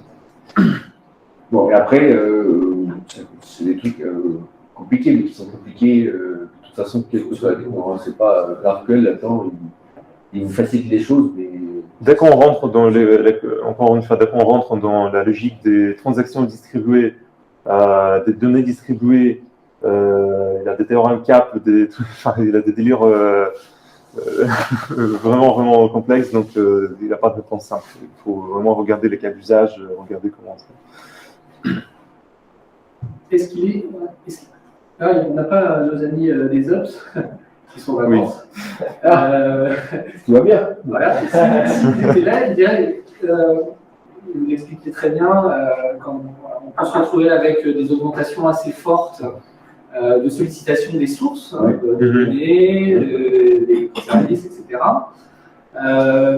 Les requêtes, elles sont plus difficiles, elles peuvent être potentiellement toutes un petit peu différentes, etc. Donc, comment est-ce qu'il y a des outils et quelle est votre préconisation pour être capable de repérer que tiens, on vient de faire tel change et on vient d'exploser les perfs, ou faire de la gestion de capacité aussi un peu prédictive? Est-ce qu'il y a des outils et qu'est-ce que vous recommandez aussi en type d'organisation de manière à ne pas se retrouver avec. J'ai GraphQL Portal. Oui, après, il y a du throttling. Bon, peut-être Arthur va répondre. Pour répondre à ça, je vais expliquer d'autres problèmes qu'on peut avoir avec des requêtes GraphQL. Donc, on a problème numéro 1, c'est des requêtes N+1. Des requêtes N+1, on a une requête qui sur l'utilisateur et des commentaires de cet utilisateur. Il a plusieurs utilisateurs. Et donc, ce qui peut se passer côté serveur et côté base de données, c'est qu'on va avoir un select sur les utilisateurs. Et pour chaque utilisateur, on va, dans une boucle, dans Resolver, on va générer pour chaque commentaire, on va générer une requête SQL avec select un seul commentaire ou quelque chose comme ça. On empile des requêtes et donc c'est pas bien. Il a des outils pour ça qui nous permettent d'aplatir des requêtes SQL et de réduire. Ça s'appelle Data Loader, développé par Facebook aussi. GraphQL Data Loader. Voilà. Puis, on peut générer des requêtes hiérarchiques avec comment je dis, le depth, la profondeur du requête qui sera énorme. Par exemple, 15 niveaux de profondeur. Ça, c'est pas bien non plus parce que pour chaque requête, on va avoir plusieurs résolveurs qui s'exécutent, qui doivent retourner des choses. Donc, ça va, en termes d'exécution côté serveur, ça va prendre beaucoup de temps. Côté serveur GraphQL, on peut limiter la profondeur des requêtes en disant que voilà, on peut faire des requêtes uniquement avec 3 niveaux de profondeur ou 4 niveaux de profondeur. Tout ce qui dépasse ça, on va avoir une erreur côté front-end. On peut aussi faire du throttling parce qu'on peut faire des requêtes avec profondeur, mais plusieurs requêtes en même temps. On peut mettre 15 requêtes différentes dans une seule requête GraphQL. Et chaque de ces requêtes va avoir une profondeur importante. Donc, ce qui se passe, ce qu'on peut faire, on peut faire du throttling, mais pas comme sur du REST, parce que sur du REST, c'est simple, on fait du throttling sur le nombre des requêtes API. Par exemple, le nombre de requêtes par un certain temps, 1000 requêtes par minute, quelque chose comme ça. Ça n'a aucun sens côté GraphQL parce que chaque requête elle peut avoir une taille qui est différente. Donc, ce qu'on fait, c'est on calcule la complexité des requêtes. Il a des plugins pour presque tous les serveurs GraphQL qui calculent la complexité de requêtes en fonction des opérations, en fonction de la profondeur, en fonction du nombre de champs. On dit, voilà, on ne peut pas faire des requêtes avec une complexité de 150, par exemple. Ce qui est bien, c'est que c'est avant que la merde n'arrive. Donc, si le throttling, c'est dire je mange, je peux plus, et donc là, on se retrouve à faire de l'erreur. Avec GraphQL, on se protège avant de faire la connerie. Donc, on dit, là, tu en as 3 en assiette, enlève le steak haché. Donc, de SLA qui intègre c'est ça, mais c'est avant. Le SLA, ça se met après. Une fois que la mer, tu as trop mangé, tu commences à tomber. Là, c'est un peu avant. Là, c'est plutôt c'est le serveur GraphQL qui va faire du parsing et on peut mettre même un proxy en GraphQL. Donc, on a notre serveur GraphQL qui va avec tous les résolveurs. Juste avant ce serveur, on peut mettre un autre serveur GraphQL qui fait du parsing et qui valide la complexité, qui fait tout ça. Donc, on peut enchaîner des serveurs. Il a un autre problème, c'est que à l'échelle, si on a des dizaines de milliers de requêtes par minute, par seconde, le fait d'envoyer à chaque fois des requêtes en termes du trafic, ça peut avoir d'importance aussi. Donc, si on est vraiment à high scale, comme GitHub par exemple, chez GitHub, il y a plusieurs. Jay-Z par exemple, tweet sur j'ai utilisé Cheers pour faire mon album. Oui. Là, donc, pour économiser du trafic, il y a un truc qui s'appelle, comme sur SQL, des requêtes saved queries, des requêtes sauvegardées ou précompilées. Donc, on envoie une requête et on va recevoir l'identifiant de cette requête-là. Prochaine fois, on peut envoyer juste l'identifiant sans tout payload, juste avec des variables, avec des paramètres. Voilà. Et le serveur, il va connaître, OK, cet identifiant, ça correspond à ça.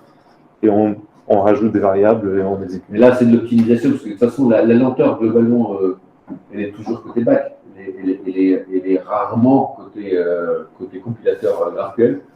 Donc, ce n'est pas un problème que vous êtes censé rencontrer quand même, sauf si vous êtes chez.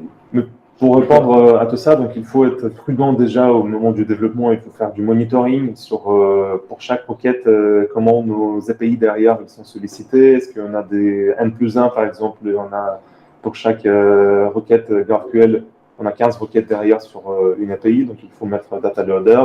Il faut réduire presque tout de suite dès le début, peut-être pas la complexité parce qu'on ne connaît pas forcément, mais la profondeur des requêtes. Et après, il ne faut pas sous-estimer le cache côté GraphQL aussi. Donc, si on peut mettre en cache certains appels, soit côté. Après, ça dépend. Si vous avez déjà du cache côté. Ça serait une profondeur généralement très importante du requête démontre probablement des erreurs de conception côté front. Il n'y a pas de raison, si vous avez un front qui n'est pas un dashboard financier de transactions boursières, même il y a peu de raisons que vous ayez des profondeurs absolument dingues. Sinon, ça veut dire qu'il y a trop de complexité côté front et que c'est peut-être pas très bon côté UX. De toute façon, tout est un peu lié.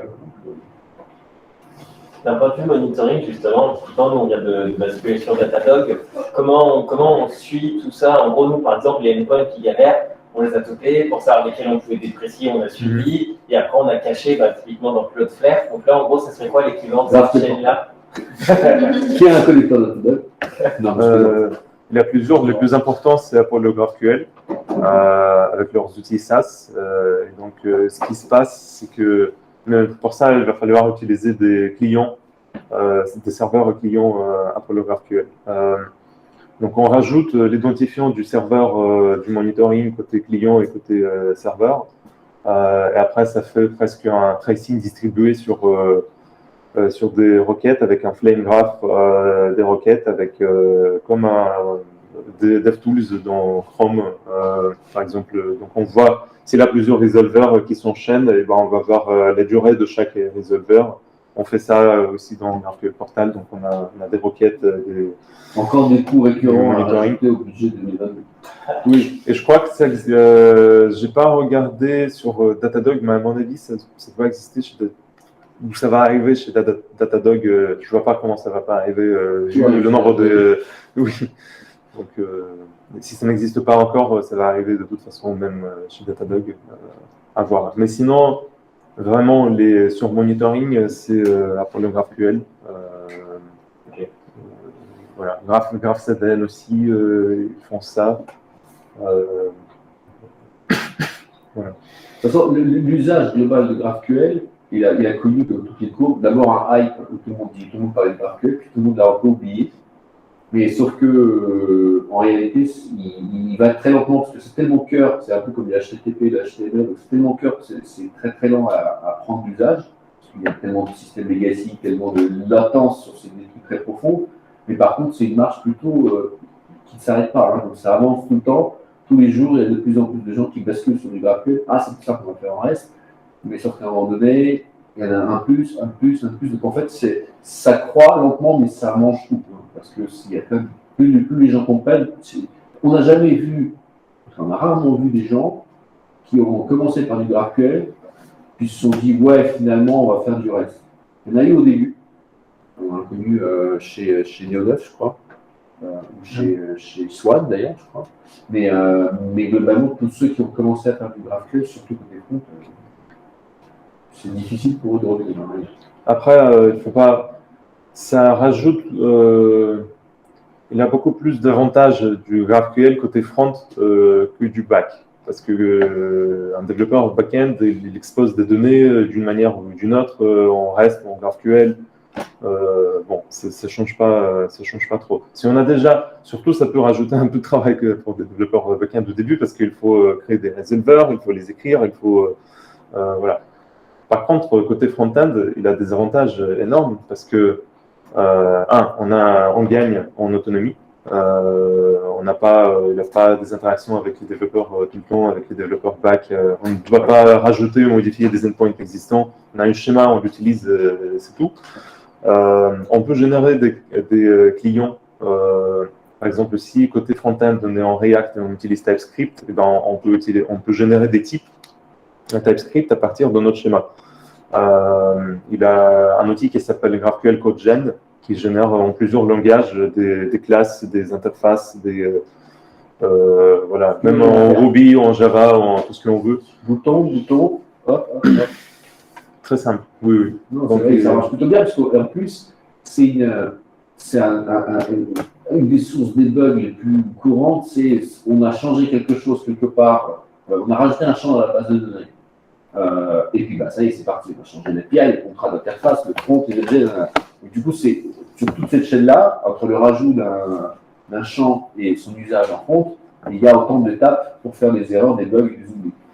Côté GraphQL, en utilisant d'un côté le schéma qui est typé, qui est validé, de l'autre côté des outils de génération de code, comme par exemple Azura, je donne un exemple, mais Azura, par exemple, tout changement de base de données génère un changement de schéma, et tout changement de schéma, par exemple, si vous vous efforcez à utiliser des codes gel, va mettre à jour vos classes. Et donc, en gros, si vous n'avez pas fait n'importe quoi en rajoutant un champ, normalement, il n'y a plus d'erreur, en tout cas plus de bug, d'oubli sur la chaîne. Donc, c'est quand même un accélérateur. Ce qui est cool aussi, c'est qu'avec certains clients GraphQL côté React, on peut remplacer Redux, donc la gestion du state local, parce qu'on a du cache local déjà dans GraphQL, et on peut utiliser ça comme un gestionnaire du state. Il y a plusieurs équipes qui ont remplacé GraphQL. On voit ça dans la communauté. Ils ont remplacé Redux par GraphQL. Parce que de toute façon, il a un state local, elle a un state local, donc on ne peut pas avoir deux. Voilà, donc il a pas mal d'avantages côté front.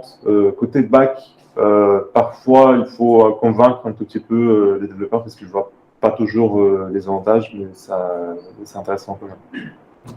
Après, côté back, maintenant, c'est quand même globalement la tendance depuis 15 ans, c'est un peu de l'ERC, c'est-à-dire que c'est le front qui décide et le back qui exécute, alors qu'il y a encore 10 ans, c'était le front qui demandait et le back qui disait attends. Oui, après, ça par exemple, on a, même s'il y a des équipes. C'est quand même un peu inversé. Imaginons qu'on n'a pas de back, pas de front, on a des équipes complètement full stack, même si je ne crois pas à 100% à des équipes à 100% full stack, mais on a des équipes full stack. On a un client, une startup de Foncia, par exemple, ils ont 700 routes, ils ont 1000 routes, 1000 endpoints. Reste chez eux. Il y a 700 qui sont utilisés, il y a 300 qui ne sont pas utilisés. C'est le plus gros ERP immobilier en France. C'est le plus gros ERP immobilier en France, c'est un gros machin. Ils ont 70 devs, un budget qui se passe tous les jours. Et ce qui se passe, donc il a le stack qui est homogène, donc il a JavaScript côté front avec React, Node.js en back. Donc il a des équipes cross-fonctionnelles, il a un développeur front-end et qu'il a besoin de données un tout petit peu différents par rapport aux d'autres endpoints où il juste ne veut pas même regarder qu'est-ce qui existe déjà parmi tous ces 700. Ce qu'il va faire, il va juste créer une autre API c'est incontrôlable, c'est pas possible de contrôler tout ça. Donc il a 35 développeurs et il génère chaque mois des endpoints. Voilà, c'est pas possible. Et il a des spécifications OpenAPI pour certains endpoints, mais encore une fois, c'est pas. Le bordel est toujours possible et c'est toujours ça quand même. C'est un peu le principe de base. Donc il faut être conscient qu'aucune règle, tout ce que vous mettrez en place, ça ne marchera pas. Côté, il y a un avantage de GraphQL, c'est que ce schéma, c'est un fichier, donc on peut le mettre dans GitLab. On peut avoir des actions, on peut avoir des linters. Il existe des linters du GraphQL, donc on peut, avec des meilleures pratiques, ESLint, je crois qu'il y a un plugin pour ESLint qui va valider certaines règles sur notre schéma GraphQL. Donc c'est automatique. On peut dire que en fonction de quel type de Git on utilise, je ne sais pas si ça marche sur GitLab, mais sur GitLab, on peut protéger le schéma GraphQL en disant que uniquement certains rôles parmi nos équipes peuvent modifier la schéma, peuvent faire un commit sur le schéma, ou on peut faire d'autres actions. Bon, il a vraiment des possibilités, et ça, comme c'est automatique, ça se génère automatique. Si à partir de notre schéma, on génère des types et des interfaces sur front-end, on sait qu'on ne va pas avoir des incohérences entre les deux. Voilà, il a vraiment. Comme Maxime m'a dit, c'est un marteau. Oui. Mais du coup, c'est tout. Enfin, c'est encore sur les bacs où il y a une charge un peu plus forte. Au final, on va simplifier les interactions. Donc là, je comprends qu'en fait, on soulage d'une certaine façon les développeurs back parce que, en gros, les fronts vont pouvoir se débrouiller si tout a été fait en même temps que c'est prêt. Mais pour la mise en place du truc, en tout cas, typiquement, on prend le cas, c'est sûr qu'on discute complètement. C'est-à-dire que là, ça fait une charge, au début, en tout cas, de kick-off du truc côté back. Donc c'est plutôt, on va faire gagner du temps en front, mais on va rajouter le temps de bootstrapper le truc au back. Oui. Mais enfin, comme la troupe, n'importe quoi. Il a 2 écoles. Oui, il faut plus de dev back, hein, c'est ça que vous êtes en train de dire. Non, pas forcément. Il est passé. Oui. 2 écoles. Première école, c'est on génère une API GraphQL à partir du API REST existant. À mon avis, c'est pas bon. Enfin, ça peut servir dans certains. On génère ça que sur GraphQL Portal, par exemple, où il a des GraphQL Mesh. Portal, c'est pas bon. Non, il a GraphQL Mesh il y a GraphQL Mesh qui est d'autres outils sur Go, sur Ruby, sur Java qui nous permet de prendre la spécification Swagger OpenAPI et générer une API GraphQL. Sauf que comme ça, on migre notre legacy sur GraphQL. C'est pas très intéressant. Et la façon comment on interagit avec le serveur GraphQL, parce que c'est un graphe, au final c'est un graphe, et la façon comment on récupère des données liées, c'est pas forcément pareil dans les API REST, par exemple. On n'a pas besoin de porter toutes les méthodes get, post, put sur GraphQL, ça n'a aucun sens. Deuxième école, c'est plutôt de dire que voilà, on va vraiment faire un design du schéma GraphQL, et après on va écrire des résolveurs. Ça demande plus effectivement de charge côté dev back initialement à la mise en place. Le TCO, c'est ça qui intéresse mon boss, et c'est quoi mon coût sur 2 ans, sur 3 ans, sur 4 ans. Le TCO sur plusieurs années, sur l'ensemble du projet, il est sans commune mesure. C'est-à-dire que le coût global en temps homme de votre projet avec GraphQL sera réduit. Ça, c'est quelque chose qu'on peut vous assurer. Il y a des études de GitLab parce qu'ils ont galéré au début parce qu'il n'a pas eu beaucoup d'outillage. C'était vraiment presque les premiers à mettre en place GraphQL, à part Facebook, chez GitLab. Ils ont galéré côté back parce qu'il n'a pas eu beaucoup d'outils, surtout pour Ruby. Donc voilà. Mais il a des études. Ils disent qu'ils ont économisé pas mal du temps au final. Là, aujourd'hui, ils économisent beaucoup de temps côté back-end parce qu'il a déjà les outillages, il rajoute il a certains outils qui te permettent de faciliter le développement avec GraphQL. Là, vous avez la bonne échelle en termes d'architecture, parce qu'on a un peu jeté un œil si vous avez partagé. Donc, vous avez la bonne échelle en termes de nombre de développeurs et de nombre de sous-systèmes où vous allez bénéficier du GraphQL. Ça, on est certain. Par contre, la mise en place d'un nouveau truc, ça va ralentir. Tant pour learning curve, moins côté front, parce que j'imagine que vous connaissez tout le GraphQL plus ou moins, plus côté back, mais vous êtes gagnant sur le long terme. Après, combien de fois on a repoussé le truc qu'on devait faire, qu'on n'a pas fait parce que l'urgence, parce que machin, et qu'au final, ça nous a coûté plus cher, c'est un peu de... Et tu peux faire l'immigration, vous pouvez faire l'immigration progressive, ça veut dire que côté front-end, s'il est déjà en React ou en Angular, pas besoin de migrer tout d'un coup sur GraphQL. Tu peux avoir des composants qui utilisent déjà GraphQL et d'autres qui continuent à utiliser, tu as juste des data modèles, data sources qui sont... Mais par contre, il faut avoir un plan. Il ne faut pas que ce soit fait sur un coin de table. Si vous dites, tiens, globalement, vous, en tant qu'équipe, moi, on veut aller vers du GraphQL, et si c'est le cas, à partir de là, vous faites un plan.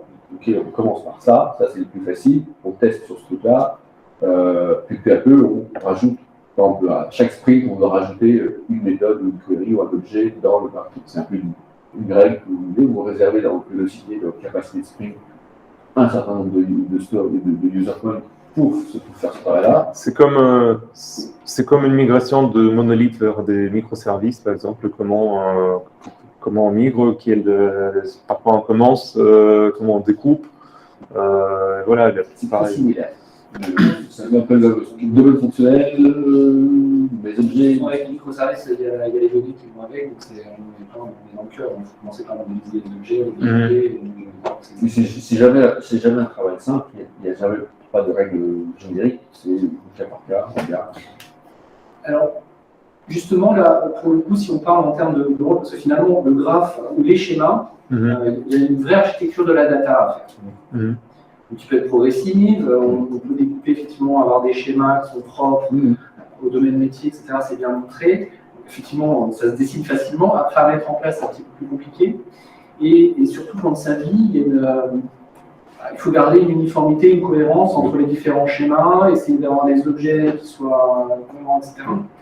Voire même, il peut y avoir des objets qui vont partagés par des schémas. Je parle physiquement derrière dans les sources. C'est quoi votre préco, là, typiquement, sur la manière de s'organiser pour faire ça? Est-ce qu'il faut un data architecte? Est-ce qu'il faut faire un truc Pas un data architecte. Ce qui est certain, c'est qu'il faut une instance. Si on a un graphe central qui représente une entreprise, c'est une instance représentée par des fonds, des packs, du CTO et du métier aussi, qui se réunit pour concevoir et maintenir et modifier le schéma. Parce que le changement du schéma, c'est pas rajouter un aspect. C'est une réflexion globale sur pourquoi on le décrit comme ça, comment on le nomme. Parce que ça va avoir des impacts sur tout le monde.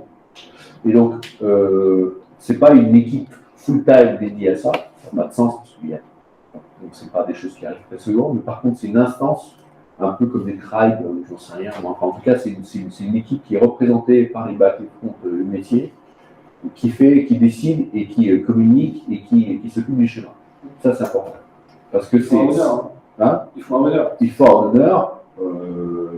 Le honneur, je pense que c'est bien d'avoir presque des PO au-dessus, parce que finalement, les PO, ou le super PO, parce que c'est le graphe n'est que la représentation un peu technique des fonctionnalités du front. C'est le front qui décide un peu le schéma. Parce que ce qu'il y a derrière, comment c'est stocké, finalement, on s'en fout. C'est les schémas. Le schéma, c'est la représentation logique, pas physique des données.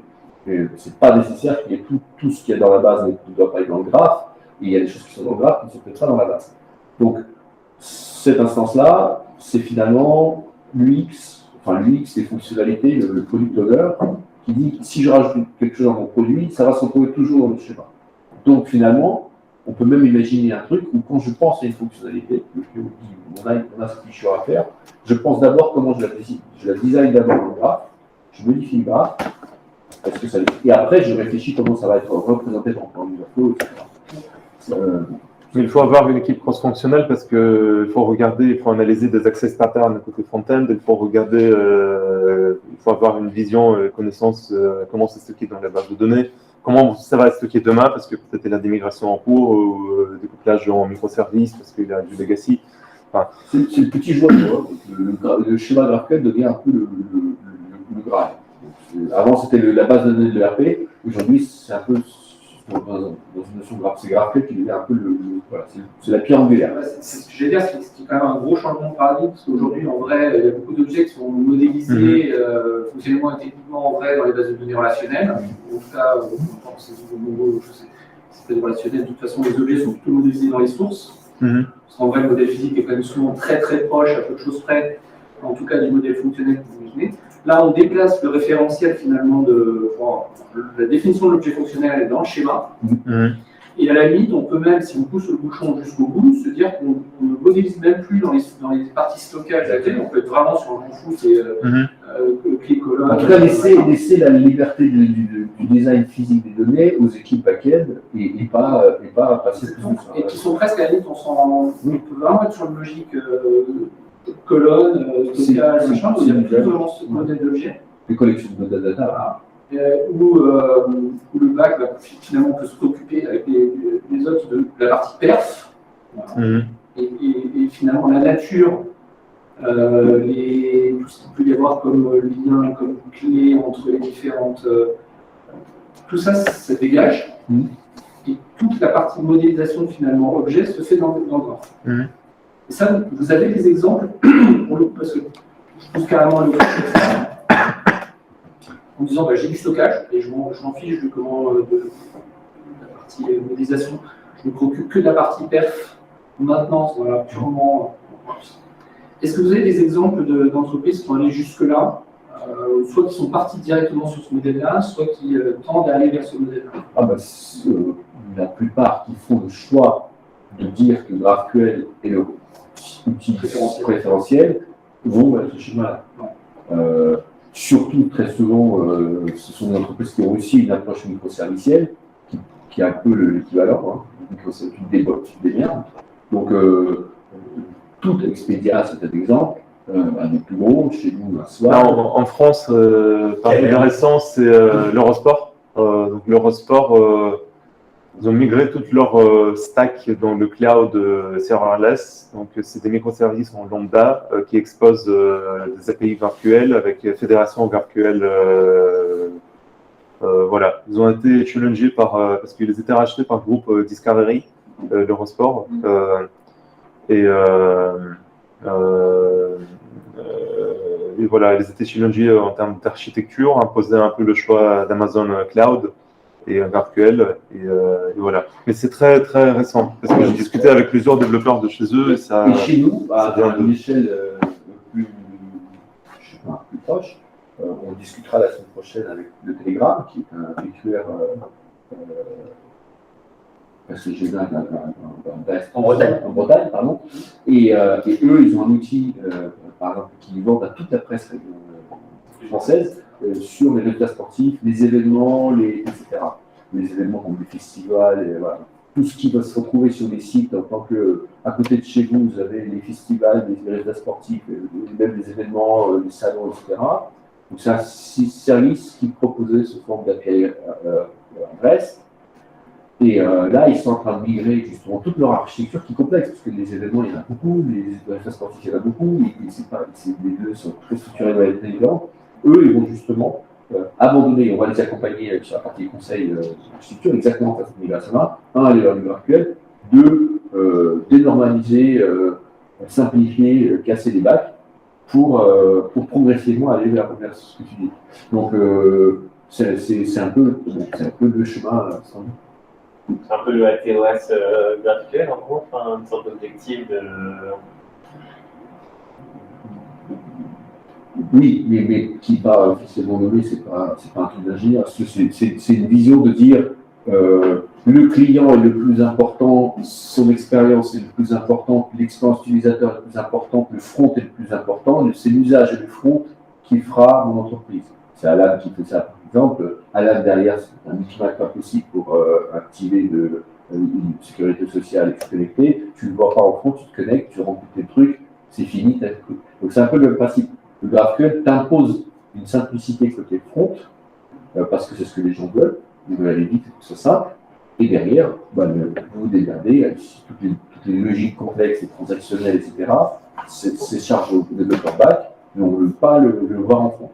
On ne veut pas que ça déteigne sur le front.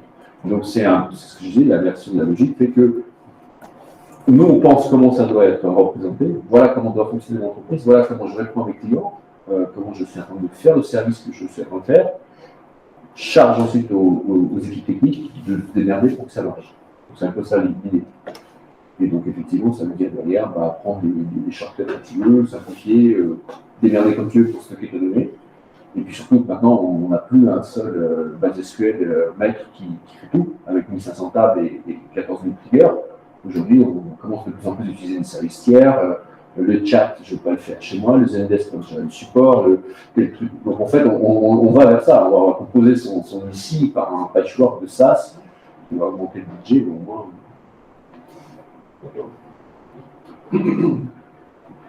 Bon, on a fini. Est-ce que vous avez d'autres questions? Ouais. Oui. Et vous étiez silencieux les bacs, hein. En ligne, là, ceux qui étaient en remote, réveillez-vous, posez-nous des questions. Il y avait des questions dans le chat, mais qui ont été déjà posées ou dans. D'accord. Désolé. Comment vous gérez avec GraphQL les versions des schémas? Parce que pour l'avoir déjà testé sur iOS avec Apollo, par exemple, ce qui est intéressant, c'est qu'on a un script, par exemple, au build de l'app, qui va aller récupérer le schéma automatiquement, et avec le code gen, du coup, j'ai les classes, ce qui fait que si le schéma change à besoin, faites de la compilation. Mais du coup, ça retire de faire la requête de récupérer le schéma. Est-ce que si on ne le fait pas, il y a quelque chose, comment ça il n'y a pas le best pratique côté GraphQL, c'est de ne pas avoir de version, de ne pas versionner la schéma, de ne pas avoir des vraies versions dans V1, V2, V3 avec des endpoints différents, avec des schémas différents. Il conseille, tout le monde conseille d'avoir une déprécation progressive, par exemple, si on doit vraiment faire des breaking change, des changements progressifs. Donc, d'abord, on dit que ce sera deprecated ou modifié ou des choses comme ça. Donc, on prévoit des changements en amont.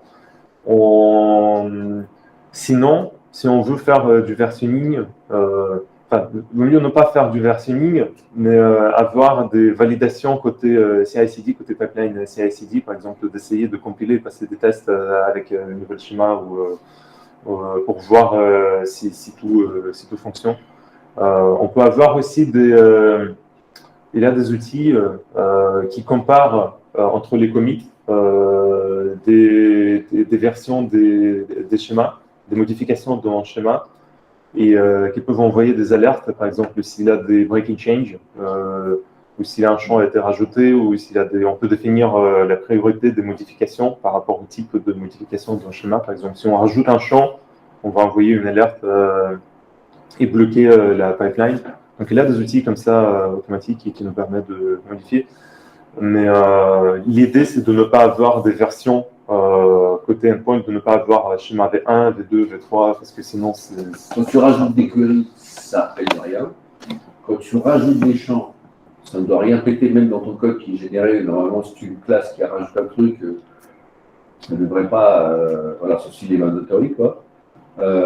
Et si tu enlèves les choses, tu ne les enlèves pas immédiatement. Tu les déprecates, le temps que ça se diffuse, et au bout de, je sais pas moi, 6 mois, 1 an, tu l'enlèves. Bon, tu péteras forcément un jour quelque chose, c'est normal, mais tu as des outils pour cacher ces erreurs-là au niveau du CI/CD. Il y a un outil open source qui s'appelle GraphQL Validator ou GraphQL Diff ou quelque chose comme ça qui est en gros, tu donnes 2 schémas et ça va faire un diff entre les deux et ça va montrer des modifs. Et il va te notifier d'ailleurs dans les modifs qu'il va te montrer, il va te dire lesquels sont des breaking change. Donc il va automatiquement te stopper. Et s'il y a des breaking change qui sont développés par l'outil de CI/CD, alerte générale, tout qui n'était pas prévu. Donc soit, comme le schéma est modifié quand même pas par n'importe qui, c'est un truc qui, ça pour le coup, la modification de schéma, c'est en mode comment on modifie le schéma. Donc c'est modifié à tout le monde, il y a une instance, ils sont réunis, ils ont validé, donc c'est pas un truc qui arrive tout d'un coup. Et ensuite, il y a des outils pour catcher si jamais ça peut passer, pour te notifier. Attention, là il y a un truc chaud. Après, s'il faut absolument avoir, même s'il ne faut pas, s'il faut absolument avoir des versions sur GraphQL, tu peux avoir plusieurs versions de GraphQL schéma sur des endpoints différentes. Le problème, c'est qu'il faut avoir des serveurs qui fonctionnent. Sinon, tu peux créer une directive custom qui va définir une version de schéma qui va être. Vous n'êtes pas BNP. Pas entrer dans ces. Encore chier. Restez chier.